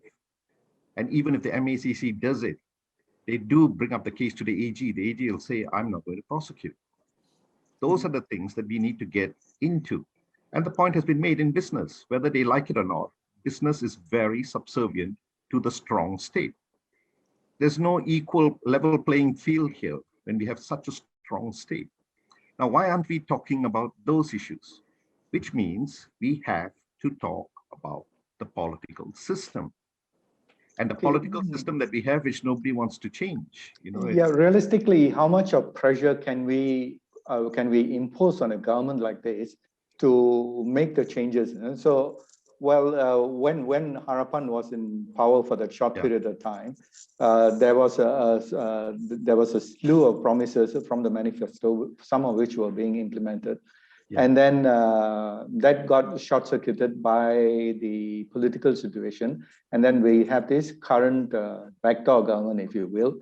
And what are they, what do you do under a situation like that, So can you, Mohan, you were saying that they still are keen on the National Anti-Corruption Plan. So have they manifested that in any way? Yes. In the, they have a special committee for anti-corruption chaired by the Prime Minister. And the Prime Minister was also in the committee during the Pakatan Harapan's time. So he's fully aware of the NACP. So he has given an assurance that the National Anti-Corruption Plan will be followed through. That is why during my presentation, I mentioned that the NACP document is a very good document. Everything is inside there. Some of the things I have said, like the narrowing down the Official Secrets Act, controlling the government officials from abusing power, everything is inside there. So the question is implementing, you see. So while the Prime Minister has promised, because the last 1 year has been bogged down with this COVID pandemic, and I think the focus has not been there. So that is why we hope this government will follow through this plan. I just want to add a little bit more. Just like what Professor Terence said, these piecemeal things, the NACP is one thing. Hopefully they can implement that, the 115 initiatives. But it takes more than that to turn around this country. As you saw the score just now, even from the last 8 years, we were D or C minus. Now, how do we reach to the level of countries like UAE or don't go far, even Singapore? How do we do? So the massive change has to happen structurally in terms of reforms. And maybe we need a new type of political leadership, coming with a different force and say that do or die, I can lose my job, but I'm willing to make the change. So we need that kind of leadership if you really want to see Malaysia moving forward. All right. Any other comments on this? Yes, I would like to agree with Mohan on this point. In fact, I want to say a few words to Fahmi. I have, I have a great fondness for MP Fahmi because he's a member of the constituency of Lembah Pantai, where he's doing great work. And I want to applaud him for that. Fahmi, I want you to know that I did tell Guna, I wish we had politicians from UMNO, for example, sitting here in the panel so that we can pose questions to them too. Because, yeah, how come? Guna, apa ni? because I want to say this to Fahmi. You can only invite so many people. I want to say this to Fahmi, but I don't want Fahmi to think that I'm picking on PKR or Pakatan. Fahmi says, look, young people are the ones who are going to bring about this change, and I agree with Fahmi. But let's look at the party. Well, young people really brought into the party, and who was brought into PKR to run for elections? Let's take someone like Surindran, Padang Serai MP, dropped to bring in a businessman to take over from his seat. Look at the seat in Segama. A businessman was also brought in, and now he has hopped to the other side, Edmund Santara. I can bring up other MPs, the Jalao MP, Larry Singh, businessman, young man, but a business tycoon brought into the party. Now, it's fine to say young people and to talk about such things, but look at the candidates that the party themselves are putting up. And this is not just happening in PKR. UMNO is doing it too. Bukit Gantang, for example, give one example, Bukit Gantang. The Bintulu MP is also a business tycoon. We are seeing here a problem where business people are also being brought into the political system. We are seeing here the capture now of public policies by businessmen who are now deciding they're going to enter into the political system. And even parties like PKR are allowing it. And we are talking here about young people going to bring about change. So let's talk the realities of what is happening. These are the realities that have to be put on the table for us to discuss, because as Mohan pointed out, there's a larger issue here about our political leaders. And this is why there's no will on their part to bring about this change. And what happened in 2018 when they had the chance to bring about the reforms that they said they would do, which was mentioned in the Pakatan manifesto, and how they quickly backtracked as soon as they came to power. So what we should be discussing is how do we hold the politicians to task? They have betrayed the nation. I must say this very clearly. We are very concerned about what the politicians have done to this nation. And if you can get the political system right, and as Mohan pointed out, there's so many recommendations. Guna, you said, what are the recommendations? We've given you these recommendations. We have talked about these recommendations. See, the problem with the recommendations is, the problems with the recommendation is there is a problem of implementation, and the implementation goes back to the government. Right. And so, what kind of pressure can we exert on the government to do these things? Are they becoming more sensitive to public feelings about this? Are they at least making some kind of concessions? Fahmi, what's your response to Terence? Yeah, I think that's a very, very fair and very real sentiment. I feel frustrated. Why did we choose that man to contest in Segamat? My God, So I don't entirely agree with some of the selection, some of the choices that were made. But a party is not one person. A party is actually very, very complicated machinery. And I think to turn the question on its head would also be equally interesting. If Prof. Terence is saying that we're seeing more businessmen come into the political scene, so to speak, how is it that we can show to the general public, particularly younger people, that being a member of parliament, public service, holding public office is a noble pursuit, and we should be attracting the best talent that we can. I'm trained as a chemical engineer. I could be doing so many other things instead of thinking, how am I going to raise funds for Raya, for example, or help kids find laptops when the current system has failed. So it's about finding, if you can hear that in the background, that's like my son kind of like doing his own thing. Yeah, sorry. But it's about encouraging younger people to not feel laden with this burden that, oh, you masuk politik ni, you mesti kotor. You masuk politik ni, you mesti makan rasuah. You masuk politik ni, mesti you kowtow dengan tauke, you know, like it doesn't, it's about, I think some kind of resetting that expectation. It's about making sure that, yes, you do pick, I'm very fortunate. You know, I've been in politics for 10 years, but frontline politics only in the last maybe 7 years. But I come from, you know, like my late grandmother was UMNO, my mom and my dad were civil servants. That's my 1-year-old son. Yeah. But so I mean, the that's thing the is, point, isn't it? You know, what are we going to do? You know, with our young, how are we going to do? Give them a better country. You know, moving forward. And you know, I mean, if you look at the top 10 countries in terms of you know, the CPI index, they all of them have very low corruption, and all of them have very high standards of living. There is a very strong relation between the lack, lack of corruption and development.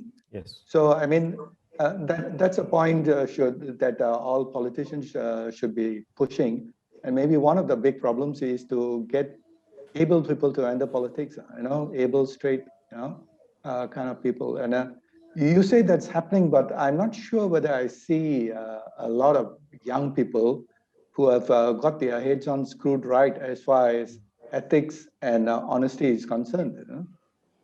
I think I'd like to echo yeah, go ahead. something that Fahmi addressed to speak to the young people. And I hope there are a lot of young people listening to this webinar today, because I don't think the solution is for people of integrity all to join politics. You know, I think we have enough politicians. We just don't have enough good politicians. Mm-hmm. I mean, the fact that a company like mine exists and is at the top of the game, and is a company that has gotten here without playing the game of corruption, which I can say with absolute all honesty, should be enough proof that success can come without going in that direction. I'm proof, all right? And if enough people are out there listening, go that direction. And if there are enough great successful companies that have gotten there without receiving or paying, maybe the politicians will open their eyes and see that a new world is there. There's a new paradigm. Okay, we are running short of time here. In the last half an hour, we will take some questions from the attendees. But what I would like you all to do for the next 10 minutes or so, which means you have roughly 2.5 minutes each, is to state what will be two things. In broad terms, what are the two measures which you think are most likely to have a chance of being implemented and which have a significant impact in fighting corruption? So let's start with Fahmi. Sorry, the line wasn't so good. Can you repeat that? Sorry. So basically, in broad terms, what are the two measures which you think are most likely to have a chance of being implemented and which will have a significant impact in fighting corruption? Okay, one is if we have parliament again, and if we're able to push through a political financing act, I think that's a very good start. Secondly, I think it's more about civic education, which can be done without even going through parliament, which is necessary now. Getting kids, getting schools, getting university students acclimatized and really drummed in to reject the culture of corruption and gatekeeping, particularly if you hold to access to certain things. I think that has to be in place. If we get our fundamentals right, if we get it right from the get-go, from school and universities, I think we may have an easier time going forward. It's the same thing to some extent with the culture of racism, or it's something which is built in to some extent because of what you've seen. I'm very fortunate because, like I said, my parents were civil servants, and we had a pretty middle class kind of life. My parents So I saw that, and I saw how strict they were. So I grew up and I became a person who echoes in that, Okay, good. David? Okay, well, Gunnar, you asked for 2, but I'm going to give you 3 because I That's wrote fine. down 10, and I think these 3 are very important. First of all, many accusations of graft in the government are caused by approvals. People complaining that developments have been approved which don't comply with regulations. I think it's very important that in the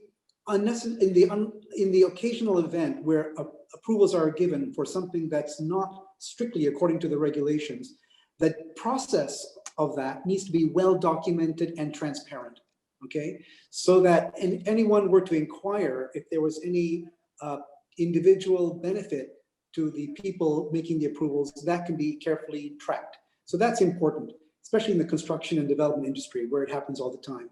Make the process transparent, make it open, and those that could potentially be accused, their financial situation is all very, very open and transparent.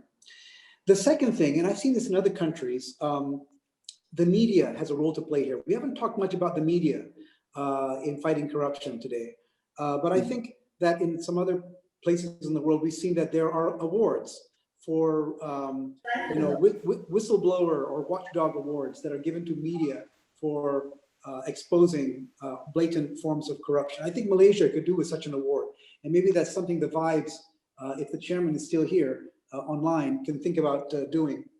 And lastly, and something that I've really benefited from, is my organization joined Transparency International a few years ago. And when we did that, it wasn't just a membership that we can put on the wall. A whole slew of activities and exposures were part of that.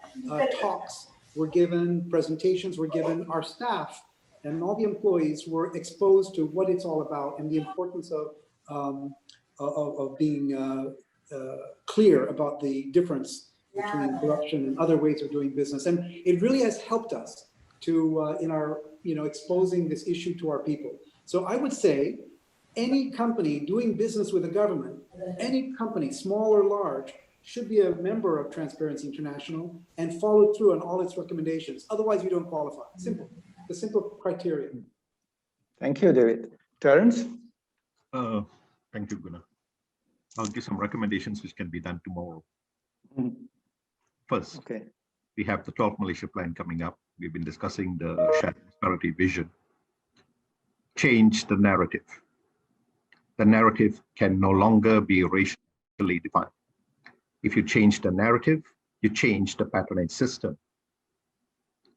That's something very difficult for politicians to do. But if they stop the divisive narrative that they have now, that's the first thing. We are on the first track to stopping these problems that we are talking about. And that's very easy to do. The second thing, and I agree here with Fahmi, the Political Financing Act. And in the Political Financing Act that we propose, it's already there. They just have to table it in Parliament. Change the way in which politics is financed. That's one. The second part, devolution of power to ensure that when politicians and parties break the law, they can act in a manner in which way they can take these politicians to task. As I said, it's all there in the act. If they put the act out together, the way we have constructed it, dealing with this, we solve that problem. So we have dealt with the political financing problem, which is leading to corruption. We have dealt with the patronage problem, which is stemming from the way we conceive policies, and thereby also stem corruption that we see happening in government. So you asked for 2, I'm giving you 2, but can I give one more just to make sure that— no problem. The more the better. The anti-hopping law. We've been talking about it, the anti-defection law. Stop the defections that are going on between parties. We can do that very easily. Mahathir changed the constitution in the 1990s when Shari Samad took him to task. He stood as an independent, he won, he changed the constitution. He shouldn't have done that. If you stop the defections, we can at least have some stability, which can then bring about the changes that we are talking about here today. Okay, Mohan? Okay. Okay. I have put in a lot of recommendations in the slides, which we will share. But just that, I just want to add on that what I said. Really, if you want to see this country moving forward, you need a different type of leadership. Somebody who sticks his neck out for his country and make the change and bulldoze the change. The other thing that I would like to highlight is media. You see, in the post G14, the media was very active. I found that they were doing, they were speaking up, they were exposing, and so on. But immediately after the Pakatan Harapan government collapsed, the last 1 year, the media has actually gone quiet. And I would say that the media, you should play a part, especially when you have information, you have to expose. And recently, if you remember the non-halal meat, Sinar Harian was the first to expose this scandal, you know, so the media also has to play a part. Of course, the last one is our Rakyat. You see, it is just like any company. Companies, we have bottom line, you know, P&L. At the end of the day, profit and loss, we look at the bottom line. So we, going back to the same thing for the Rakyat, you see, if you vote in and put in the wrong people, then you deserve it, because this is what you're going to get. So I would like to urge the Rakyat, you know, if you have another elections, look at it very carefully and support people with the agenda of anti-corruption and anti-bribery. That is the kind of thing that I would recommend, apart from those recommendations that we have made. Thank you. Thank you very much, Mohan. And let's go on to a short break, and then we will come back with the questions. Corruption and patronage. Why is it so prevalent in our country? What fosters corruption and patronage? Are there any credible solutions? That is the topic of our discussion today on our second webinar, brought to you by the Sekhar Institute and supported by thevibes.com, because it matters.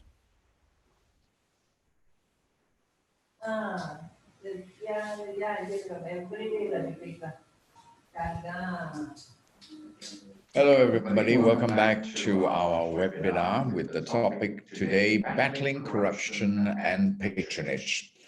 So for the last half hour of our webinar, we're going to open the floor to questions from those of you who have been following our broadcast today. So you can either chat with us on the Zoom channel, or we have also received some questions online here. One of them is from Muhammad Azlan, whose question is, while corruption is usually defined mainly something to do with the public sector seeking private gain, corruption and patronage, it is also rampant in the private sector and possibly in the not-for-profit sector. Does the panel agree that corruption in any sector has to be addressed?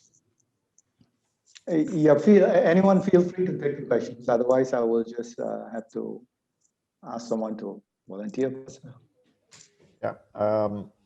Yes, I think corruption in any sector is definitely absolutely problematic, because it skews and it creates inefficiencies, and it does not. Yeah, to me, from an engineer's point of view, it's about, you know, it creates inefficiencies and misallocation of resources, and this is terrible. Whether it's in education, whether it's in public service, whether it's in giving contracts to public works, most definitely. Right, we have another question from Mr. H.C. Wong, who says, can we push for the MACC to be put under the jurisdiction of Parliament? Currently, the MACC is still under jurisdiction of the Prime Minister's Department, which we see as a conflict of interest. And MACC is therefore powerless in its efforts to go all out to combat corruption, as compared to, say, Indonesia's Komisi Pemberantasan Korupsi, or KPK. Can I come in? Yeah, sure. Okay, I fully agree with the person who raised the question. In fact, Transparency International has recommended that the appointment of the Chief Commissioner of MACC should be decided by Parliament. And the current trend now is this name is recommended by the Prime Minister, and the King actually appoints them. That's how it works now. Okay. What we are saying is 3 names should be given to, they go through an interview process through a parliamentary select committee, and then that name is given to the Prime Minister, and the Prime Minister can forward the 3 names for Parliament to decide how it goes. So in that way, you make the MACC more independent. All right. Do they have security of tenure under this proposed legislation? Because right now, the Prime Minister can basically dismiss any chief commissioner, isn't it?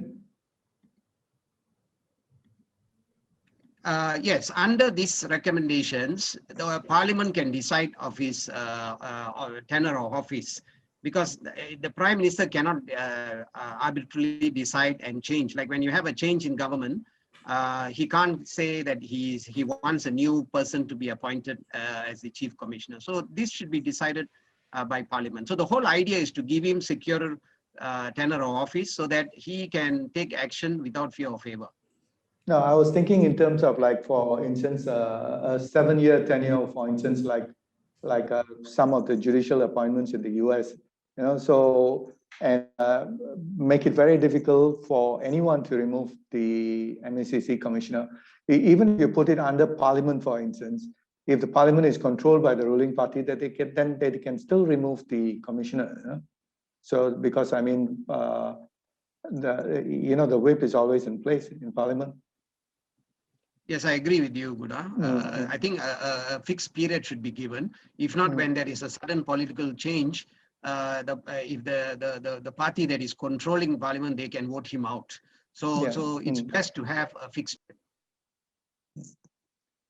Patrick, any other questions? Okay, we have a question from a person who is, sorry, I should unmute the microphone. We have a question from a person who describes himself as a naive expat. Graham Kendall asks, he said, this might be a naive question from an expat, but what is the role of the MACC? And does it have teeth? And should it be independent of government influence?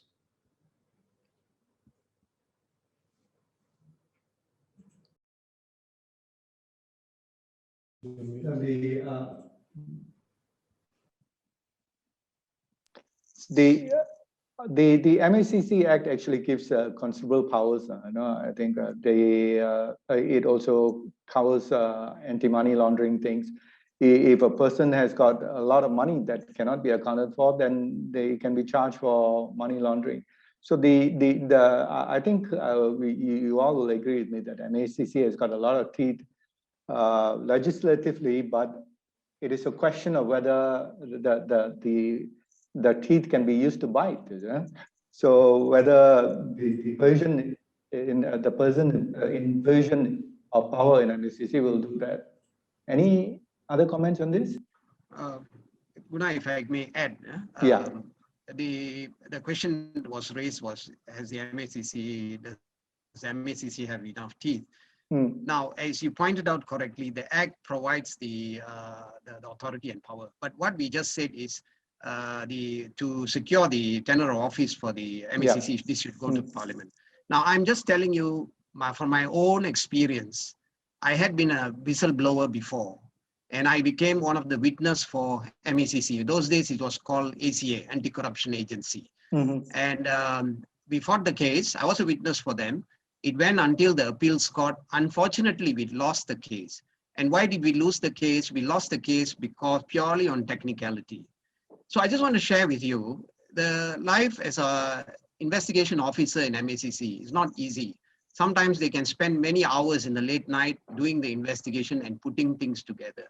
If your case is not airtight, when you go to court, it can get thrown out. So that is why sometimes when we don't get a conviction, public perception is very negative towards the system or MACC or so on.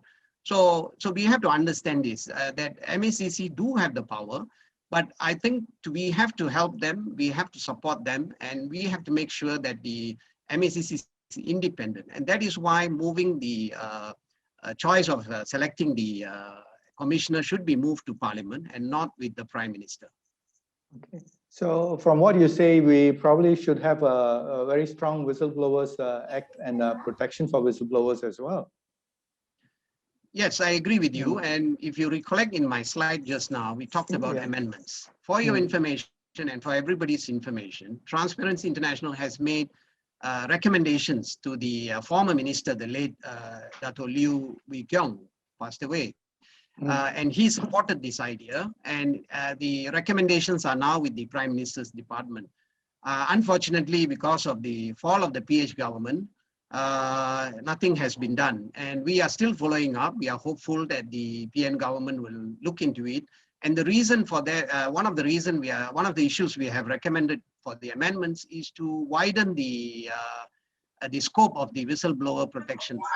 Today, it is only if you report to the MACC, you are protected. But if you have disclosed it to your company, for example, you may not get a protection because you didn't go to MACC directly, but they'll have to review that. Yeah, so these are one of the amendments. There are a lot more we have recommended. So we hope the amendments can take place. Any other comments on this? Otherwise, we'll move to the next question. If I may add, Gunnar, one more point. I do agree with Mohan. The MACC is trying to do its best in terms of dealing with these cases. But ultimately, if you want to prosecute, they have to take it to the AG. The AG is also appointed by the Prime Minister. And the AG decides who gets prosecuted. So here you will have a case of selective prosecution. So we need it's not just about MACC, it's also about the AG. We need a process for the appointment of the AG, and then there's also been a suggestion to split up the prosecution function out of the AG's office. Yes, that's right. And then maybe even one more measure would be to actually decentralize prosecution, so that the head of prosecution can decide on any case. Technically, I mean, the AG can pull out any case if he so desires. So the under the current constitution, the suggestion was that we will have the office of the Attorney General who advises the Prime Minister, and we have the office of the public prosecutor. That will be different. So we make a distinction between the two. Those are the actual institutional reforms that we have proposed, but have not been taken up. Speaking about the MACC, from the interactions that we've had, the one thing that we have felt very positive about was this new corporate liability regulations, which were put forward last year. The first reaction, of course, of industry and all sectors was that it wasn't quite fair. But after getting over that first initial reaction, what we did is get down to business. And what I mean by that is start to roll out checks and balances within our own organizations to make sure that the corruption and bribery and all that doesn't happen, because we can be, the directors ourselves can be liable for the what our staff do. So we always used to hide behind the cloak of, well, it's my employee, I didn't benefit from it, so how can you tie it to me? But once this act has come out, once this regulation has come out, it has changed. Even in my, we have 350 people, and I cannot vouch for what everyone does or shouldn't be doing. But because of this regulation, we've had to do checks and balances. We've had to create a system of, for example, every 2 years, we change our suppliers, or we open the tender for suppliers of different services and products that we, because we cannot take the risk of being found guilty for this. So I think that's one of the things I applaud MACC. Initial very, very negative reaction, but I think now as industry has come to realize the value, we've come to accommodate and accept it. Any further questions? Yeah, there is a question here from Wigeswaran Vityataran, who says, what is the role or position of our constitutional monarchy in ensuring accountability of government? Well, I know we don't have any lawyers. You want? Let me just. All right. We don't have any lawyers on the panel here, unfortunately, but anybody wants to take a crack at that? Fahmi?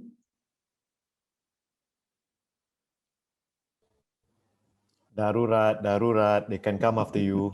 No, but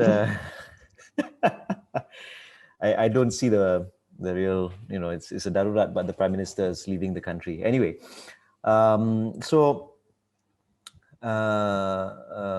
think as a lawmaker, in terms of constitutional monarchy, it is about setting the tone for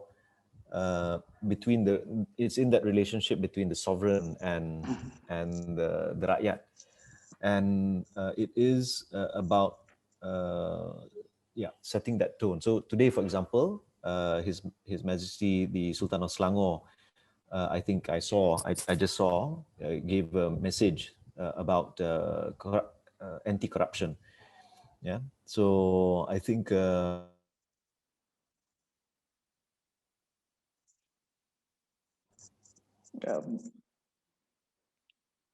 I think we have lost you. Your audio, Fahmi. Oh, we lost him altogether.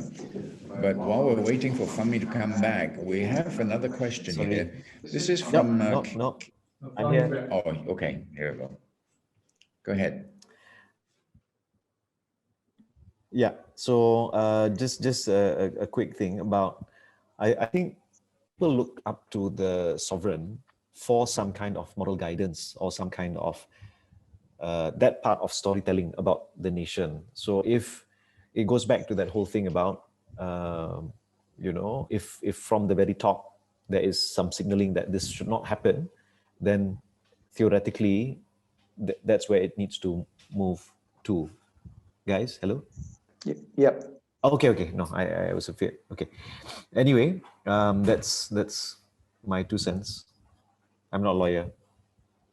All right, we have a question here from a Malaysian who is resident in Australia, Mr. Casey Boyd. He is a Malaysian expat journalist in Australia. And he says, as Professor Gomez acknowledges, culture is intrinsic in attitudes toward political will. How best can we deal with this? Anyone? Culture is intrinsic in attitudes toward political will. How best can we deal with this? Guna, can I say something? Yeah, sure. Okay, just very quickly for the audience information. In 2019, Transparency International, we did a study among ASEAN countries. And the question was asked, percentage of respondents who feel that it's socially acceptable or socially responsible to report corruption. And among the ASEAN countries, Malaysia was the lowest. Only 48% said they feel that it's socially responsible to report corruption, which means that 52% will not report. And why they didn't want to report, one is they were afraid of reprisals, or they don't want to get involved in other people's affairs. So, the saying goes that, these are people's rice bowl, why you worry, and things like that. So I think this is a culture that we have a big problem in our country. We talk about politicians, we talk about lawmakers, we talk about the institutions and so on, but the public itself will also have to be blamed when you don't want to report when you have the information. So one of the ways to move this is we really need to have a change in the way we do things. And this has to start from the leadership, from the top. Yes. And also we have to, those who are being arrested or caught or charged, they should be, that message should go down to the public. So this has to come down all the way, even up to the level of schools and children. It relates to the fact that corruption is endemic, isn't it? It has become almost like acceptable and a part of life, you know. So quite a long way to go to change that around. If I may, I would like to correct this idea about culture. I wasn't making an argument that we have such a culture. I was making an argument about the system and the kind of political system that has been created over time, where we have created a strong state. We can come down hard on whistleblowers, for example. That's why if you look at some of the legislation that we have proposed Whistleblowers Act to protect people who are willing to come forth. What happened in the past for people, in terms of people who came forth, they always acted against the whistleblower. So let's put that in perspective too. So if you look at the recommendations that we are making, is how do we protect people who are willing to stand up to power and speak truth to power? That's what the discussion here today is all about. And if we can assure people that they can stand up and they will be protected when they expose corruption, I think you'll see a lot more of it. But now, as I said, we have a case of selective prosecution. The people who are exposing the crime are the ones who are being prosecuted, not.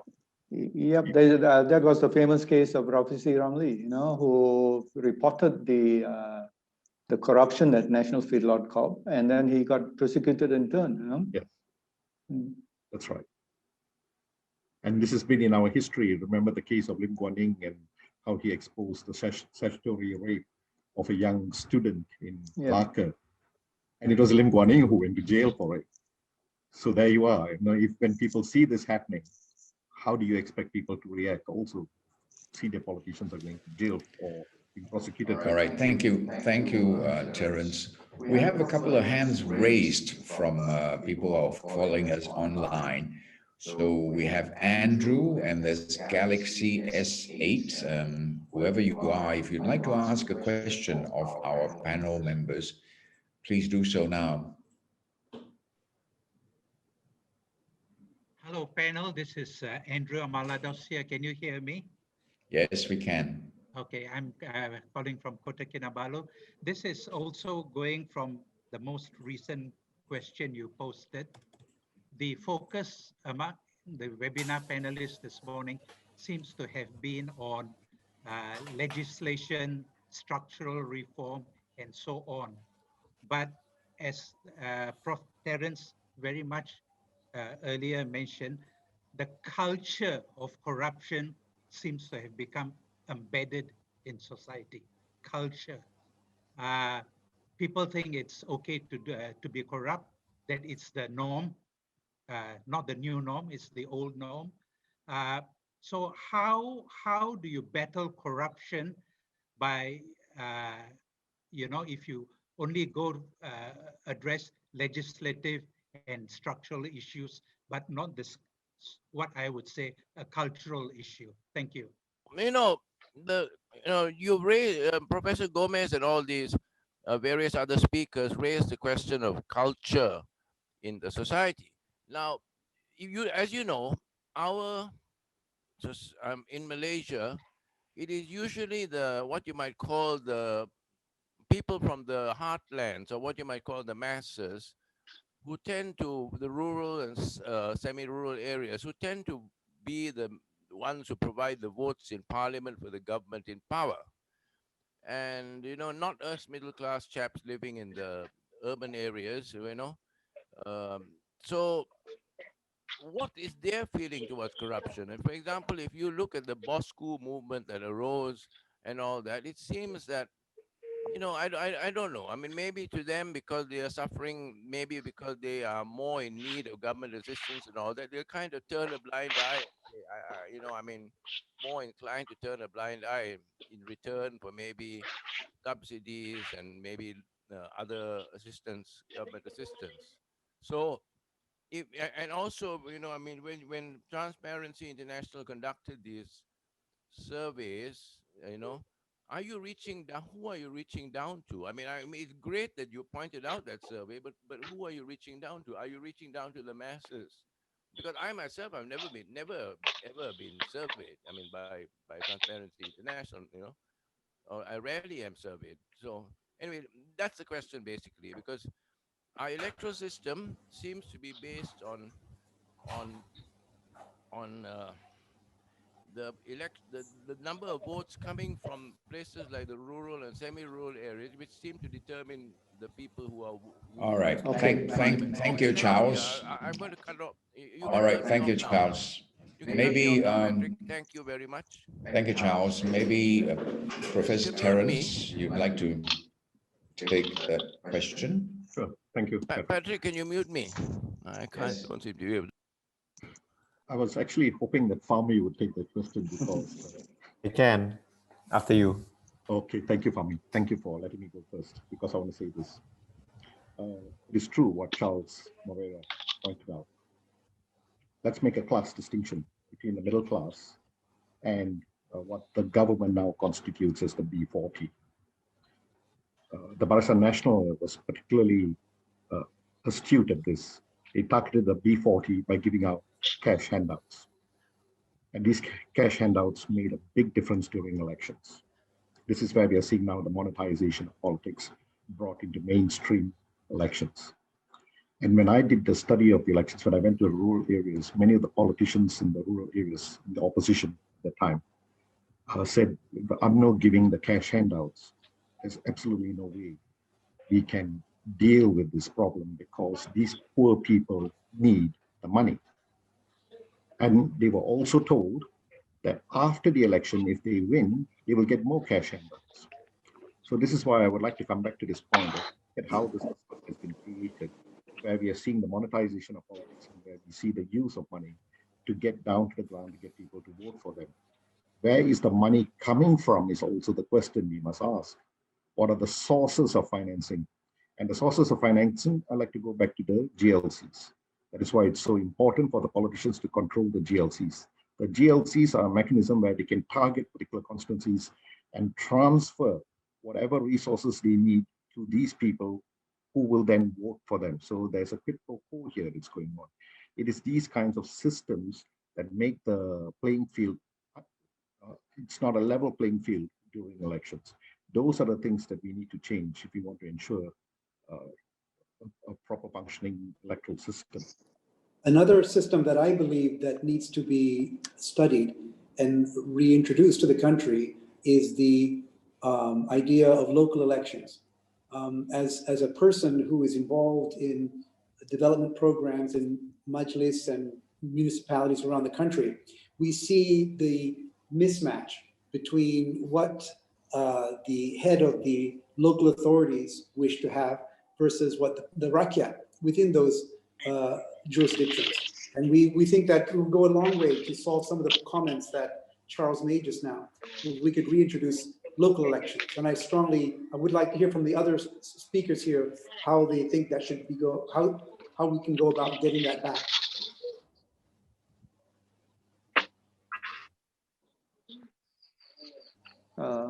Fami?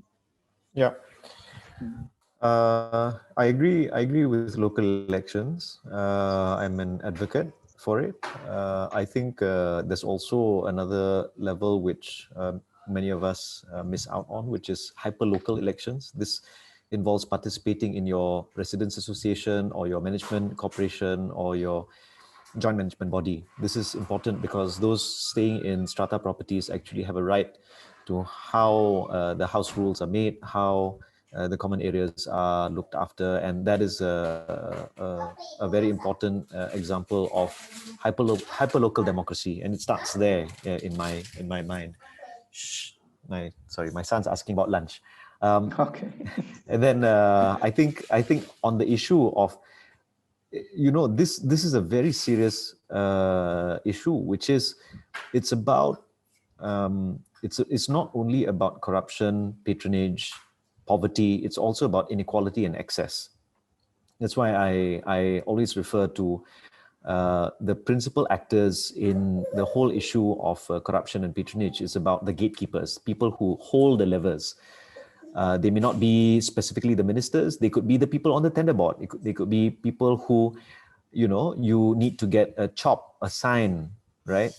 And that's why during the PH time, for Jabatan Kebajikan, for example, we no longer needed people to get the signature of MPs before their forms can be submitted. Previously, it was. And now PN has started that culture again, where like they've rolled out this program called Beras, giving out rice to residents in Kuala Lumpur. So 575 bags of, or some, like a certain number of bags of rice, 5 kilograms of rice. But for you to get the rice, you have to go and meet the Majlis Perwakilan Penduduk chairperson, who is an UMNO or some other political party leader. So you have to get the coupon, and they've perpetrated, they've done that again. At least for me, when I run my programs, from the get-go, I say, I am a colorblind MP. Maybe I'm foolish, maybe I'm stupid, maybe I'm naive, but that's, I'm trying to change the culture, at least in Lembah Pantai, right? And among my colleagues as well. But right. You can't help but have this feeling that are you a small group of people who are trying to change what is really a systemic problem of systemic inequality, poverty, and it's about access. Okay, we have come to the end of the session, more or less. Mohan, do you want to quickly add anything to this? Yes, I just want to answer the question raised by Charles from Sabah. His question was, how was this survey done? Yes, this is called under the Global Corruption Barometer, not the CPI. It is another survey that is done over alternate years. And the sample size, this is a primary research, whereby the sample size is big, is about 1,000 to 2,000 sample size. So this is done from Perlis to Johor, Kuching to Kota Kinabalu. So the whole country is assessed. So the respondents are the citizens. Now, of course, Charles was asking why wasn't he interviewed? I mean, this is taken in random. So they do a telephone interview. So that's how it is done. So when you get about 52% not in favor of reporting or don't feel is socially responsible to report corruption, then we have a problem with the society itself. So we hope that a cultural change has to take place in our country. And the only way things will change is it has to start from the top, from the very leadership and so on. Okay, so that's my take.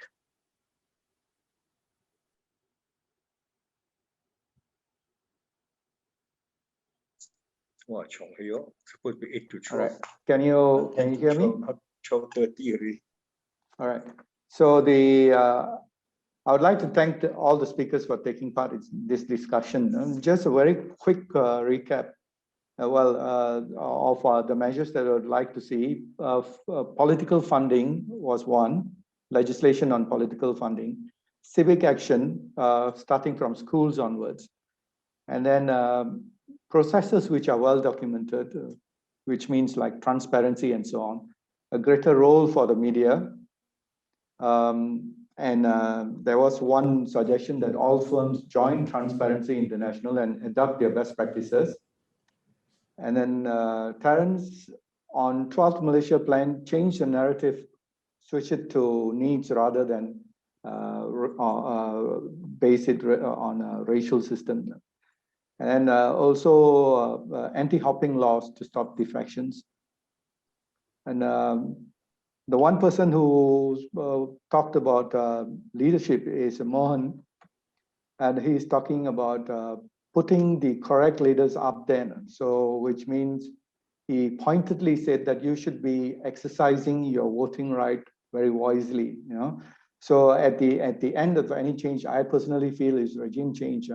So it doesn't look like much of these things will take place without a proper change in government and putting up leaders there who are actually committed to the reform process and to stop the rot, which will be caused by corruption in this country. Now, remember, after all, that the less corrupt we are, the more there is for all of us, and that is actually shown by the corruption perception indication, where all 10 top people are the least corrupt. The least corrupt are the most developed in terms of the economy. So we all have a vested interest in reducing corruption. Over to Patrick now. Thank you very much, Guna, and also a big thank you to all the speakers in our panel today. And they are Professor Terence Gomez, Yang Muhammad Fahmi Fadzil, Dr. Muhammad Mohan, and David Hashim. And thank all of you for joining us online for today's webinar with the subject of battling corruption and patronage. We hope you've enjoyed the seminar.